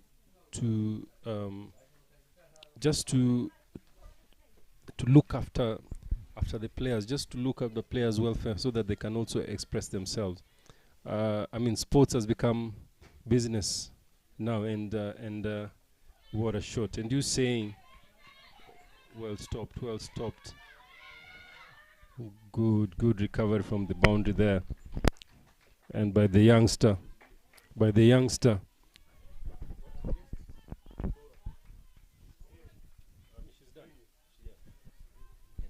And if you can see, I would love next year that these teams have corporate names, so that they can also get empowered, move on, feel better. It's looking at it's what we are seeing here. There's a good partnership. There's good running in between here. At 32 for 1 of 9, you can see Sharon battling it very well here with with Giselle, rotating the strike, hitting the ball well, running hard. This is something just very good from the ladies cricket. There's purpose now in this partnership. There's purpose, and you can see the strategy that they are rotating the strike. Yes, run a ball, and that is important. And that is important to what the coaches have just sent, whatever message the coaches have sent, that they tap, they hit the sweepers, and they run.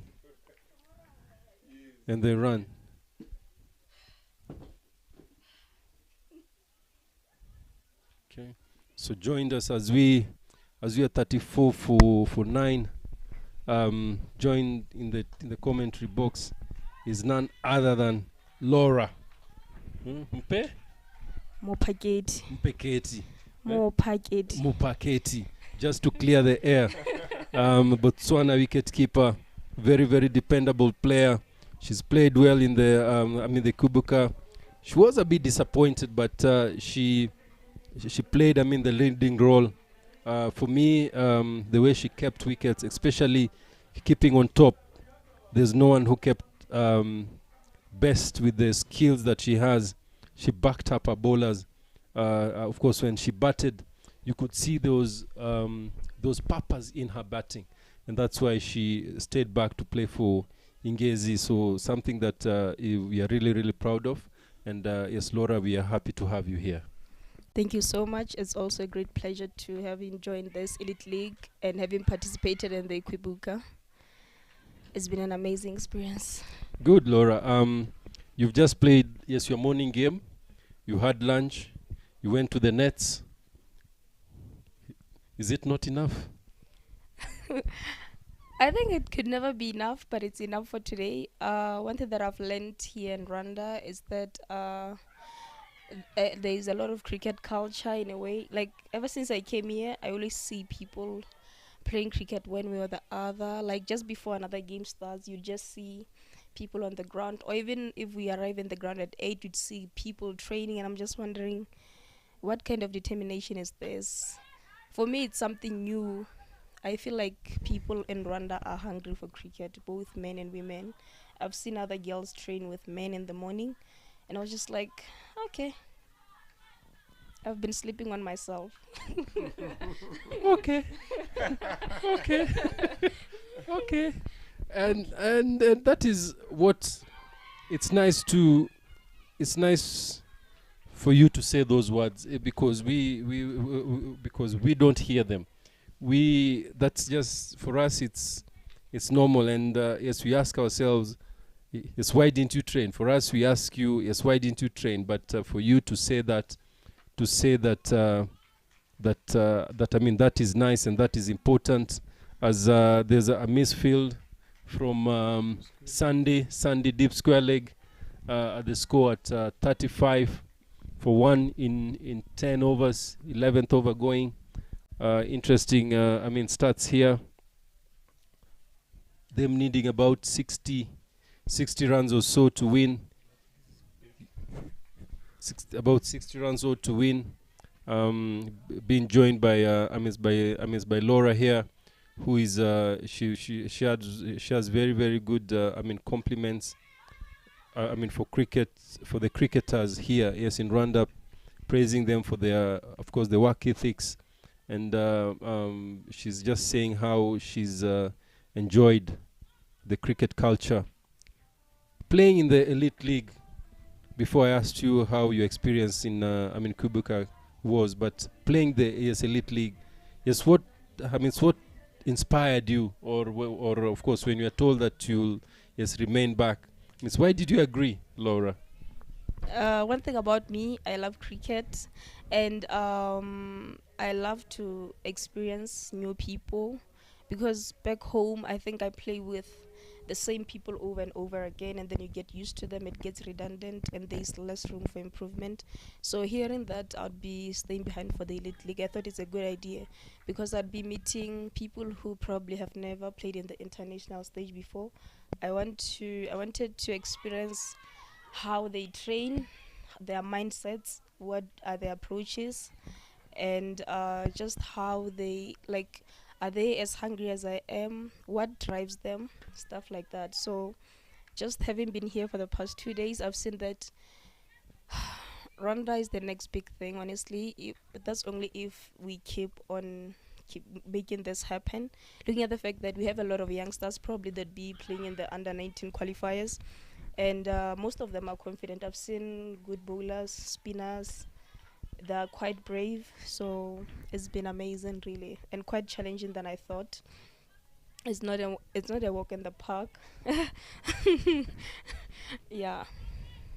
Brilliant. And today or yesterday, when the coach told you that you're fielding, yes, what was your feeling? And for me, I say that yes, Jonty Rhodes is at point. And then when I saw Jonty Road fielding, I said, wow, maybe this is still a Jonty Road. So yes, what was your feeling when the coach told you that tomorrow you're not keeping? Honestly, I was quite nervous, but then I thought if I don't try, I would never know, So just let me just give it a shot. And being barehanded there without gloves, it felt the worst thing, they put me in the boundary, but it was fun. Nothing. I think no balls came. That's like, oh, they're hiding me in a way. Thank God. And then I was fielding at point, and it happened. But that throw was flat. Just let the keeper's shot. I didn't say anything about the throw. See, this is where when you are guilty, you don't. People, I mean, report themselves. But yes, I'll leave it to to Lenny to keep on talking to Laura. Yes, it is a double L. It is a double L. It's Laura and Leonard.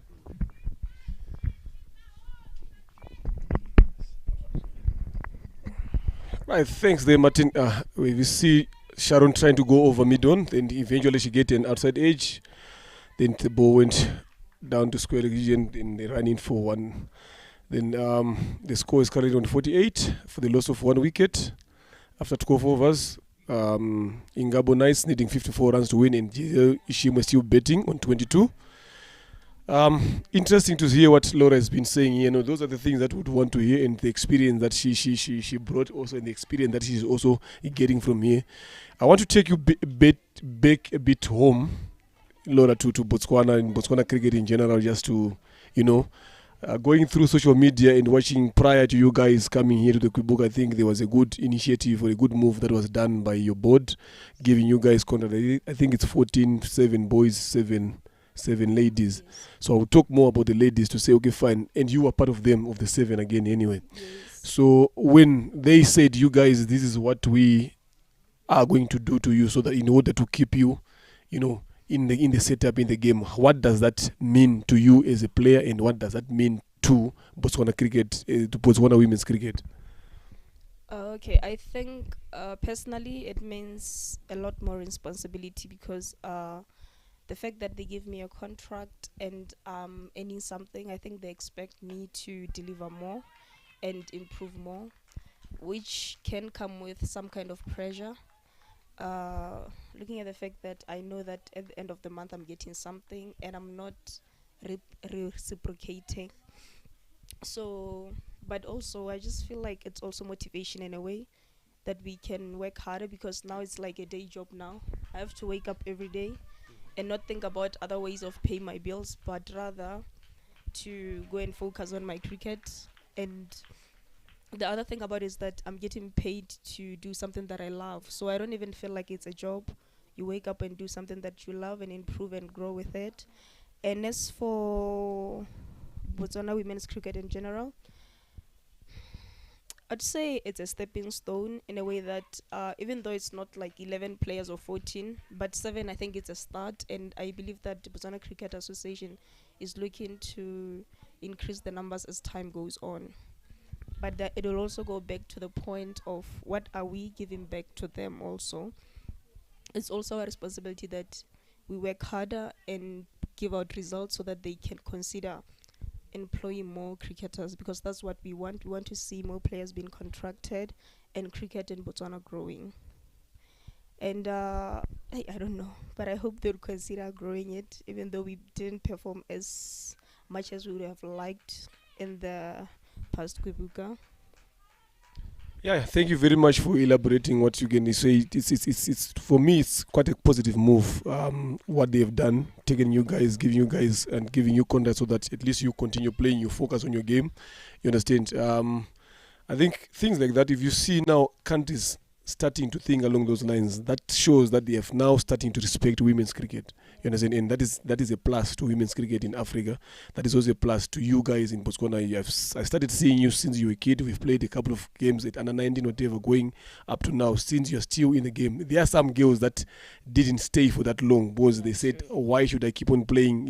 I'm not getting anything. But as we always say, even as coaches, when it comes to games, say, be patient. Be patient. When you're patient, good things will start coming to you. I think this is a good start for you guys in Botswana. Now, like I to say, it's up to you now as players also to say, okay, fine, this is what we have been offered. How should we make ourselves better, and how should we make our country better in terms of the game? So it's up to you now as an individual to look after yourself, to say how can you make yourself better. Not any coach is going to force you to come to practice. It's up to you now to say, now look, this is something that I love to do and I'm getting rewarded for it. So if I sit at home and get something at the end of the month, it's like this daylight robbery, because you are getting paid for something that you have not worked for.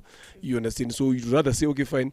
Is that a drop cage? Yes. You see, this. Sorry, we'll come back to that. So this is what I was talking about, Martin.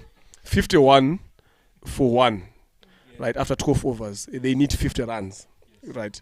And they need a run rate of 6.82, and they are going at 4.3, which is not bad because you've lost 1 wicket. And you've got Giselle Ishimwe, who is able to catch up. You've got Sharon Juma with the experience, who is also be able to go big as the innings goes deeper. Was that shot necessary at that point, and being it the last ball of the over? So those are the questions that we keep on asking now to say, okay, as players, some of these things you got to calculate.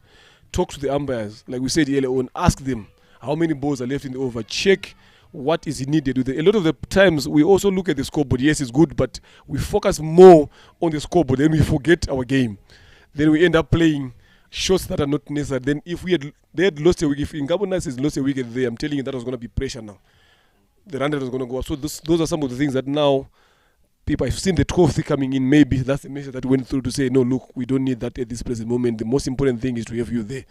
Because you are someone whereby if we say we need to go at 10 runs and over, you can be able to give us. Like they always say, the longer you bet in, the easier it becomes, the more tired the fielding side becomes. Like we've got bowlers like here coming in, Iggy also Divine. She's a slow bowler. She just lofts the ball up. She bowls where you can hit. And if you look at it, she doesn't have people manning the boundary long on, long off. There's no long. She's got only 3 guys. A deep fine leg here, a deep mid-wicketish square leg, then they've got a deep cover sweeper, then now they've dropped a long on. With her kind of bowling, at least this is what the protection that you need. Now with someone like Giselle now, who's someone who does not hesitate to go over the top, let's see what approach he's going to use against the first ball. Cut to point, there's nothing there. Right, going to again to you, Laura. It's about Botswana cricket again. I think you guys, yes, you talked about, you said you don't know maybe if they're going to increase because you guys did not perform well. Sometimes it's not about a team performing well so that they can get rewarded. It's all about the commitment. It's all about what you guys have learned throughout the tournament and what are you going guys to take back home going forward. You understand? That's the most important thing. So even if you are a player, sometimes I know everyone wants to win, but sometimes if things like that happen, just say, okay, fine. What did we learn from this tournament? How are we going to take this forward? When you go back home now with your coaches, with everyone now, you decide to say, okay, I think we felt short on A, B, C, D. So let's address 1 or 2 areas. Then we go on. Good shot from Giselle straight to mid-off. They settle for 1. Salome Sunday is the fielder there. So things like that, that's what you need to think about. Yes, you guys, yes, you would have wanted one, but we saw some positives. We even spoke to it about, but said, look, Botswana has moved up a bit from where they were yesterday. So those are the things that slowly you'll be looking at, then you start building up from there. Again, Sharon trying to go over the mid-wicket region. She managed to get a top edge over the keeper's head. She's not even looking back to keep betting through.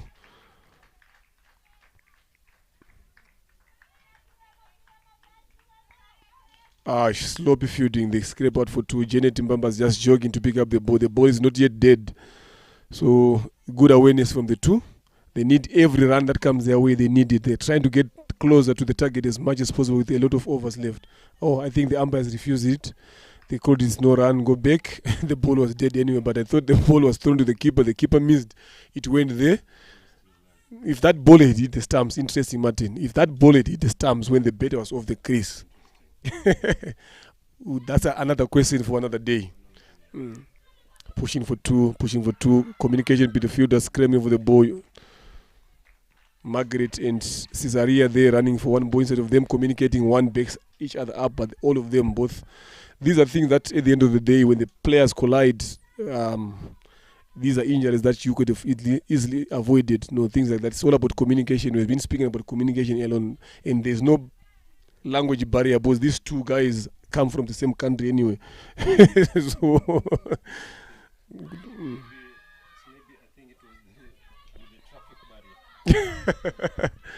so coming back again, Laura, when you go back to Botswana, you guys now, do you play a league back then, or there's something that is coming in now? Is something that is in the pipeline after this? Honestly speaking, I think one thing that we always fail to have, it's like a plan, like a year plan or something. That's something that we never really have. Like, you just know that all we know is that we are going to the nets and hit balls and train. that's just how the routine has been. And we spoke about it with our coach, and then he agreed that I think we need a plan going forward. Besides knowing that we are coming back for Kwibuka next year and the qualifiers, what else is there? And the other reason being that we always feel like sometimes we don't do as much as we want, or we don't win, to be precise, because we only participate in ranked tournaments, Only. and that's a lot of pressure for us. Look, because there's no room for mistakes here. Once you make more mistakes you make, your rankings keep going down. So if we could get like more games, but the problem with local leagues is that we have very few females playing cricket. As you know, that Botswana has like 2.5 million people in general, so it's very difficult to get people on board. Even if we do get people on board and start playing leagues, the skill levels, there's way too much different. So I'll be feeling like I'm the superstar while I'm not. Good. We'll say there. We'll say yeah, we'll say no, that's good. At least you're being honest, you understand, to say you, because you'd want to compete, to say, okay, fine, I need way to play a league where I can be able to compete. Yes. Okay, fine. No, that's all right. I think even going forward, like what you've said, maybe you've got countries like Zimbabwe. I think you guys are neighbors. You've got countries like Namibia. I think those guys have got some sort of that set up. I think maybe going forward, you can maybe try to ask to see them their season when they are playing. Maybe one or two players from you guys can go in there.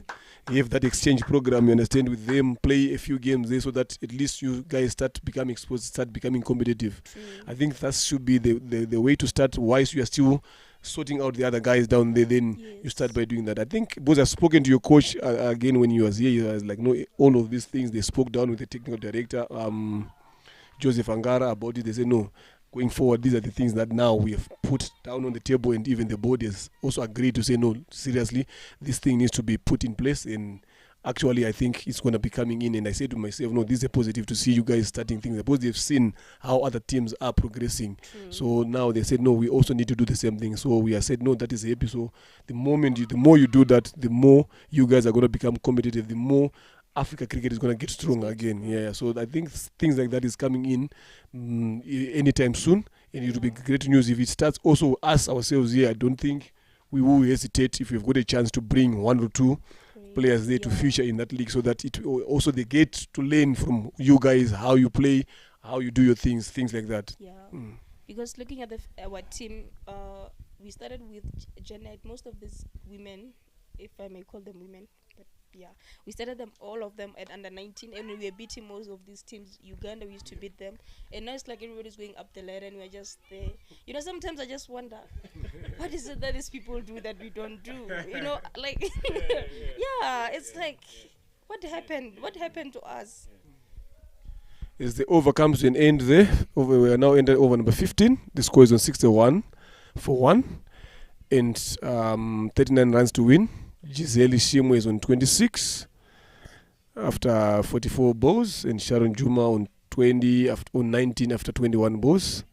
These two guys are going well, building up a partnership there. Let's hope this partnership can see Ingabo nice to the crossing line and maintain their unbeaten streak of 3 games in a row. Just maybe, Martin, you've got something that you want to say to Laura before we let you go? I think it's over, up to you. Yeah, very, very interesting sentiments there from Laura. Just talking to her about the cricket that she's facing and how she's seen it.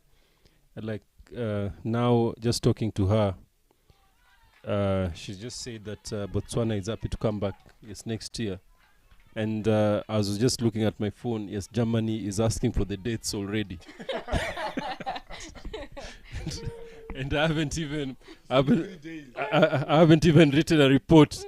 and they're seeing that when that is exactly what Laura is saying here, that it is something that they've really enjoyed being here, and if it is benefiting, and I like the question that she has said that her playing at home, she feels like the superstar, which is very, very true. And if she can say that, seeing what's happening here, it is quite humbling, Leonard. Somebody being as humble as she could be, and also just coming here and giving her best. And if I would ask you, if you are given an opportunity to choose another player that would join you here, who would it be in the Botswanan team, and why? And why? I'm just saying, I mean, it's looking at the structure that you've seen, not because you like the person or whatever, but just if you're, I'm sure in future you'll be, I mean, a selector. Yeah. So now I'm also, that's a good shot. Turn, watch for the turn, watch for the turn, watch for the turn. Okay, well done, well stop there. Very good return. Very good return. I can see, well done, Belize, just giving her 5. This is good team spirit there. So Laura, if you are an opportunity to choose somebody actually to play for you tomorrow in the Botswanan team, looking at you guys looking for your first win, yes, who would it be? From my team here. Yes, no, in Botswana. yeah, to play for that's for another drop catch. If you are asked today that we want a player tomorrow to play for you tomorrow, is who I mean would it be, and why? It would be Hwabilo Matume. I don't know if you remember her. She used to open sometimes bowling, and she was fielding at point. I think she's one of the bravest people I've ever come across, but she doesn't know it yet. So she lacks like self-belief. So I believe this kind of platform, it would give her like an opportunity to fully express herself, because I wanted to see more of her during the qualifiers, but she kept herself in the shell, which I think most of us do. I think even me, I do that most of the time. I don't know if I get under so much pressure, but at the end of the day, I regret when the game is over. I always sit down and say, if I had done this, I wish I had swung hard, stuff like that. When you reflect. Yeah. So it should definitely be someone that I would recommend, because there's a great platform for her to build her confidence. So like you think that this platform would be ideal for a player like that? Why do you think that this platform would be ideal? It's just good sometimes to see the importance of because us guys, we're in it, so we do not really understand actually from a player's view, Lenny. It is something that maybe of course we do take it for granted. Yeah. But now when you tell us that yes, this is a platform that can help her. Yeah. I believe this platform is perfect, because looking at the fact that it's like two worlds are meeting. People who have never probably played in like a professional setting are meeting with people who have a lot of experience, and they get to play together and share, like being in the same team and playing against each other. Like here we also have like women who play for the same team, the Rwandan team. They've been split together and they get to guide each other. So I think it gives like also opportunity for others who might never make it into the national team. They get a feeling of playing with someone else who plays an international team. So I think it also motivates them that dreams do come true. Anything is really possible. And for them, imagine getting a catch from, okay, let me see, I'm betting, and then she catches me at the boundary. I think for her, it would be like, oh my God. An under 19 kid like, oh, I can actually do this. Hey, True. Yeah. True. I think that is something, Lenny, we never thought about.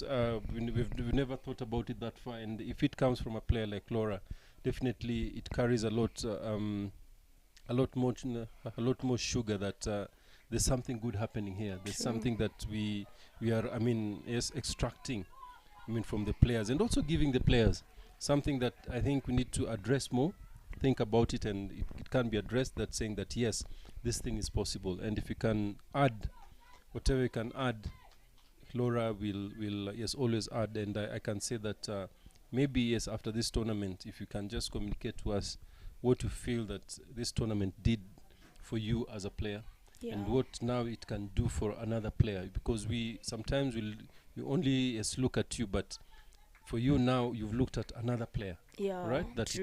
it can really help, and with the boards, with the commitment that I mean these boards have, with the commitment that I mean these boards have, I mean such a player, even if she's not in the 14. Yeah. If now there's this tournament again, she can be the one to come in and join. True.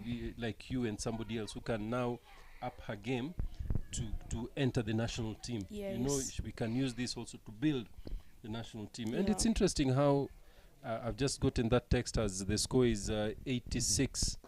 Giselle now is rotating the strike quite freely.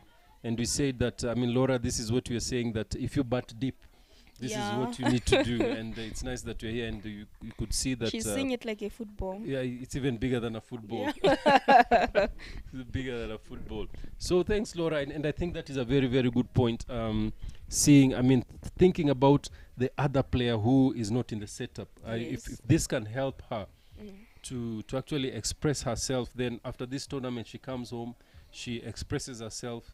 She joins the national team, and we say, voila, so we could work here at home. Yeah. But she needed something new, Something. or to go to the dark.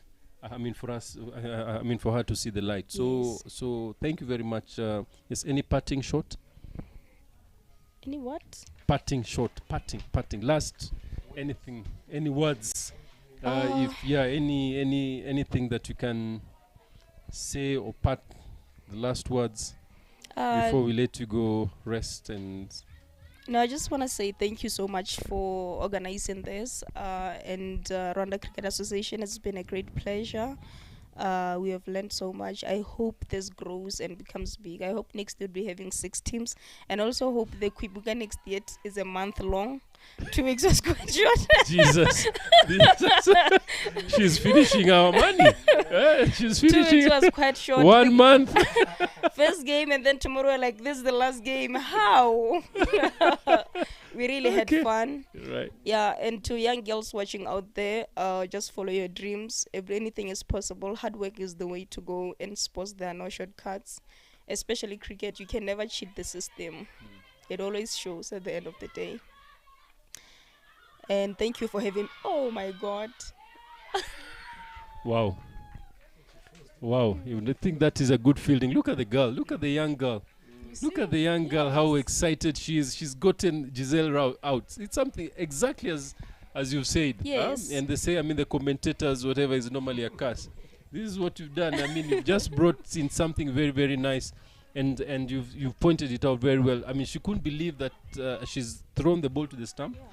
And she's gotten out Giselle, and exactly that's what you're saying. So that is a story that she'll take to the back home, to the hotel, to her friends. Look at that pick up and throw, fumble, but look at the technique. She's quick recovery, and very true. She got her out, very, very good, and it was also good running, pushing. Yeah. But those are the things that the elite has brought. Look at her. She can't wait looking. Getting to the next ball. Look at how she's running back to her. To her position. So thank you very much, Laura. We wish you the best, and I hope in the 2 games you get at least a century. Definitely. I'm looking forward to that too. On a serious note, have a great day. We'll be here clapping for you. Have a great day, Laura. Just know we are here. This was fun. Yeah, okay, thank you very much. Even tomorrow, if you're free, we'll call you again.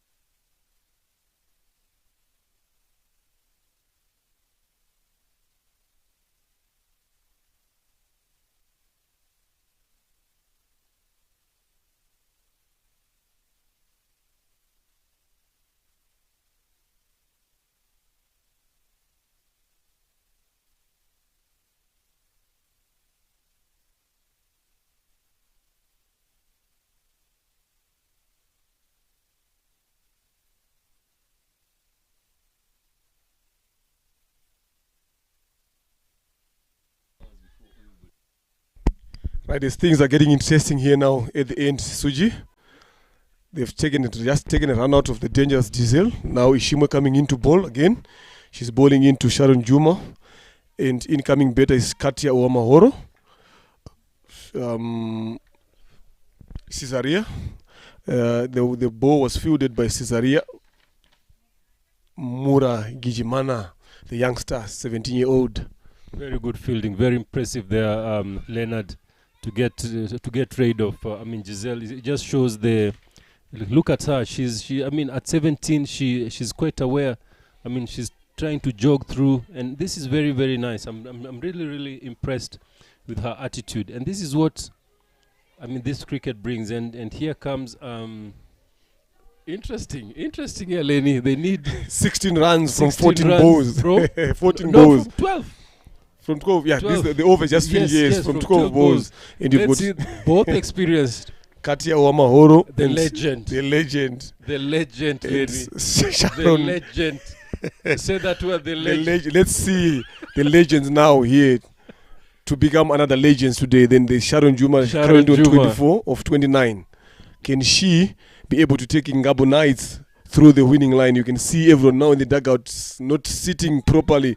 Water is being drunk. People are walking up and down wanting to know. Then we've got Janet Mbambazi from Uganda now taking the ball in this experience. Yes, the experience. Janet Mbabazi. You say Umbabazi and Mbambazi. Mbambazi. So this is Mbambazi. This is Mbabazi. Yeah. It was good to have Flora here and saying the things that she's been saying. I think this actually goes a long way to hear players saying those things, and how she interested. She's like, no, look, why did you guys do it for 2 weeks? Can you do it for longer? Jesus, Lenny, 2 weeks was the experience of Mbabazi comes in. She bowls a straight one. Length. Very, very low. Sharon didn't know whether to go forward or move back. Waterline. Look at Janet. Look at how excited she is. Oh, if you're not here, tune in. Oh, Sharon misses the length there. Coming in is also another experienced player, Alice, who does very, very good finishing. If you can see the ball again, look at the focus in Janet's eyes. You miss a hit. Look at the ball. Woo! Moved in. That ball really, really swung in. Yeah, it moved really in. Outside off completely, and the ball really, really swung in. Outside off to hit leg stump. What a ball. This is where the experience now, Martin, comes in now. Having a player like Janet bowling at these crucial moments where a team is needing 16 runs off 12 balls. Then she comes in, first ball of that over. A veteran again betting Sharon Juma on 24 of 29 balls. Boom. Straight on line. It jagged off from outside off stump straight to hitting middle stump. That is good thinking, good length, good line. That I've been talking about all along, that if you've got players like here now in the team, this is where you actually need them to perform for your team.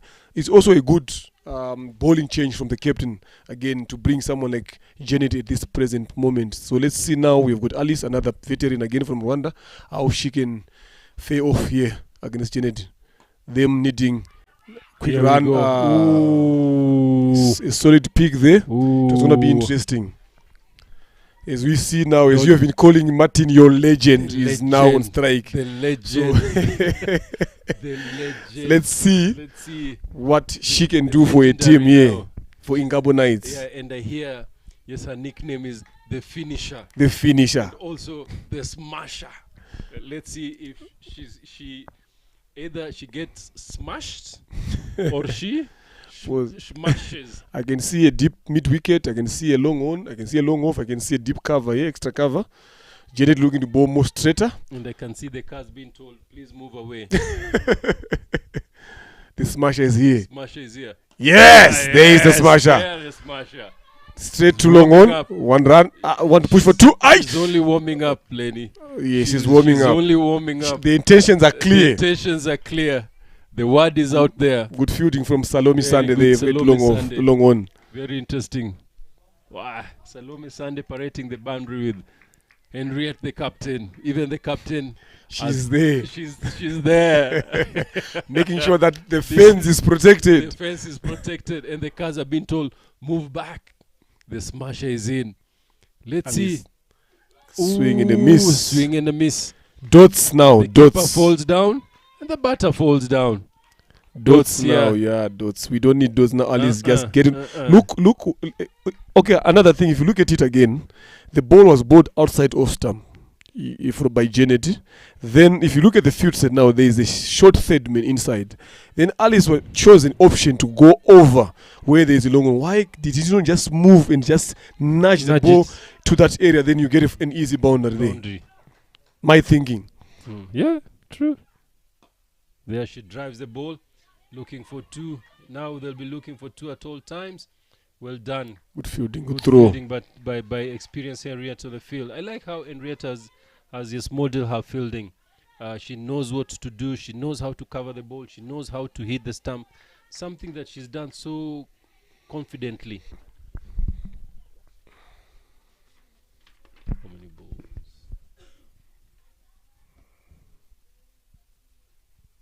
What a shot. Legend. Masha, the legend. One bounce, and there they go. Salome taking too long to get to the ball, and they take 2 runs. Interesting here.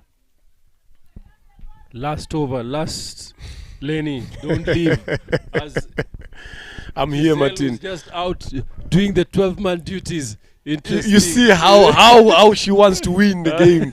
If it was some other players, they would have been sitting down there to say, no, I did. But now she said, no, let me do the 12 minutes duties in myself and go and tell these guys the message that this is what we need to do. Is these guys need 10 runs of 6 balls.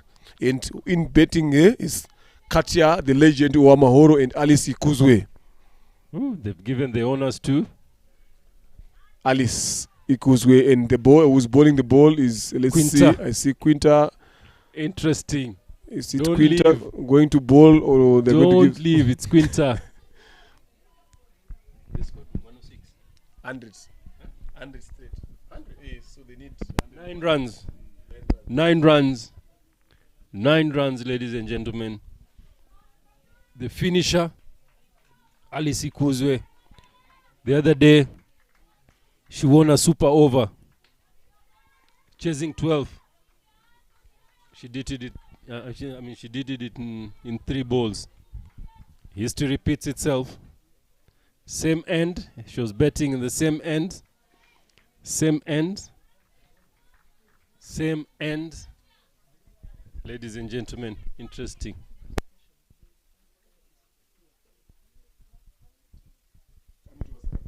Yeah. Bring Elton.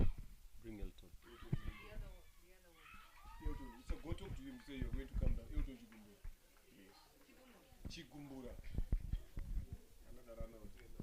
Another run out again.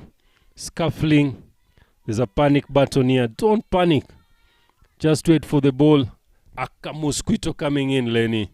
I like this girl. I just like her. She has a heart. She's a mosquito, but her heart is like a lion. Interesting here. I told you this game, they were cruising. They were cruising very, very well. But 1 wicket. 1 wicket. 1 wicket. The ball turned there. Good pickup. Oh, this is great skills. Great skills, yeah. Great skills. And Henriette again. Henriette parading her troops. I mean, she's done well as a captain, parading her troops. And also with the help of Quinta, who is also a captain on the other side. This is very, very interesting. So, Katia, the smasher. Let's see. She goes for a big one. She goes for a big one. And it's only 1 run. Sunday does the clearance. 8 from 4. 8 from 4, ladies and gentlemen. 8 from 4.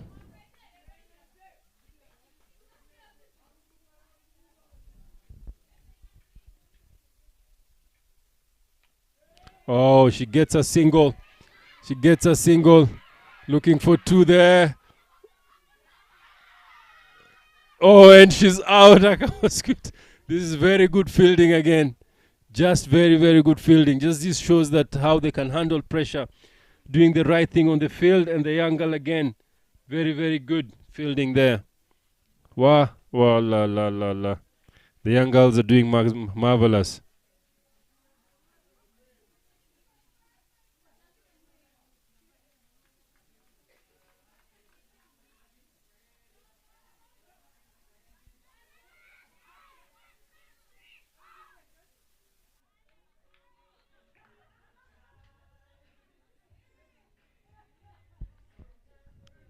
Eight from 3.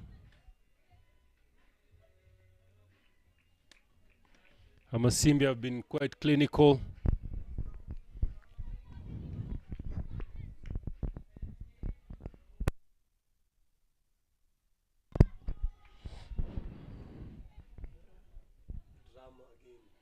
Drama, drama, drama. If this ball goes for a 6, interesting, or for a 4, interesting.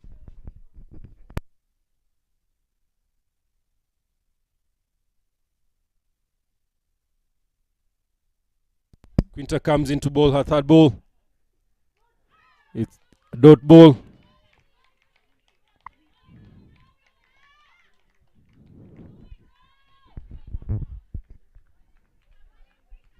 Eight from 2 or 2 from 8.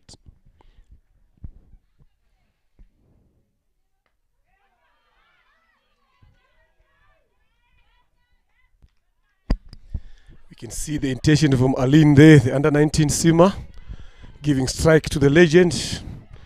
This guy is needing 7 runs to win. 6 for a tie. Yeah, and 6 are we for going a to see tie. a super over here, Martin? Omukaga, the smasher. The smasher. Will she finish strong?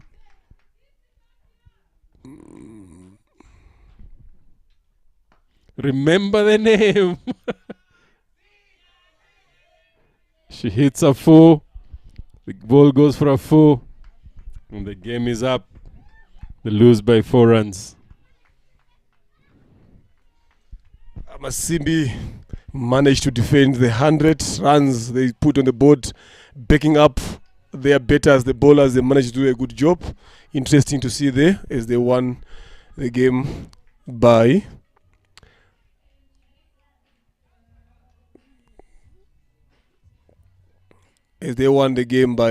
let me just confirm the score from the scorers.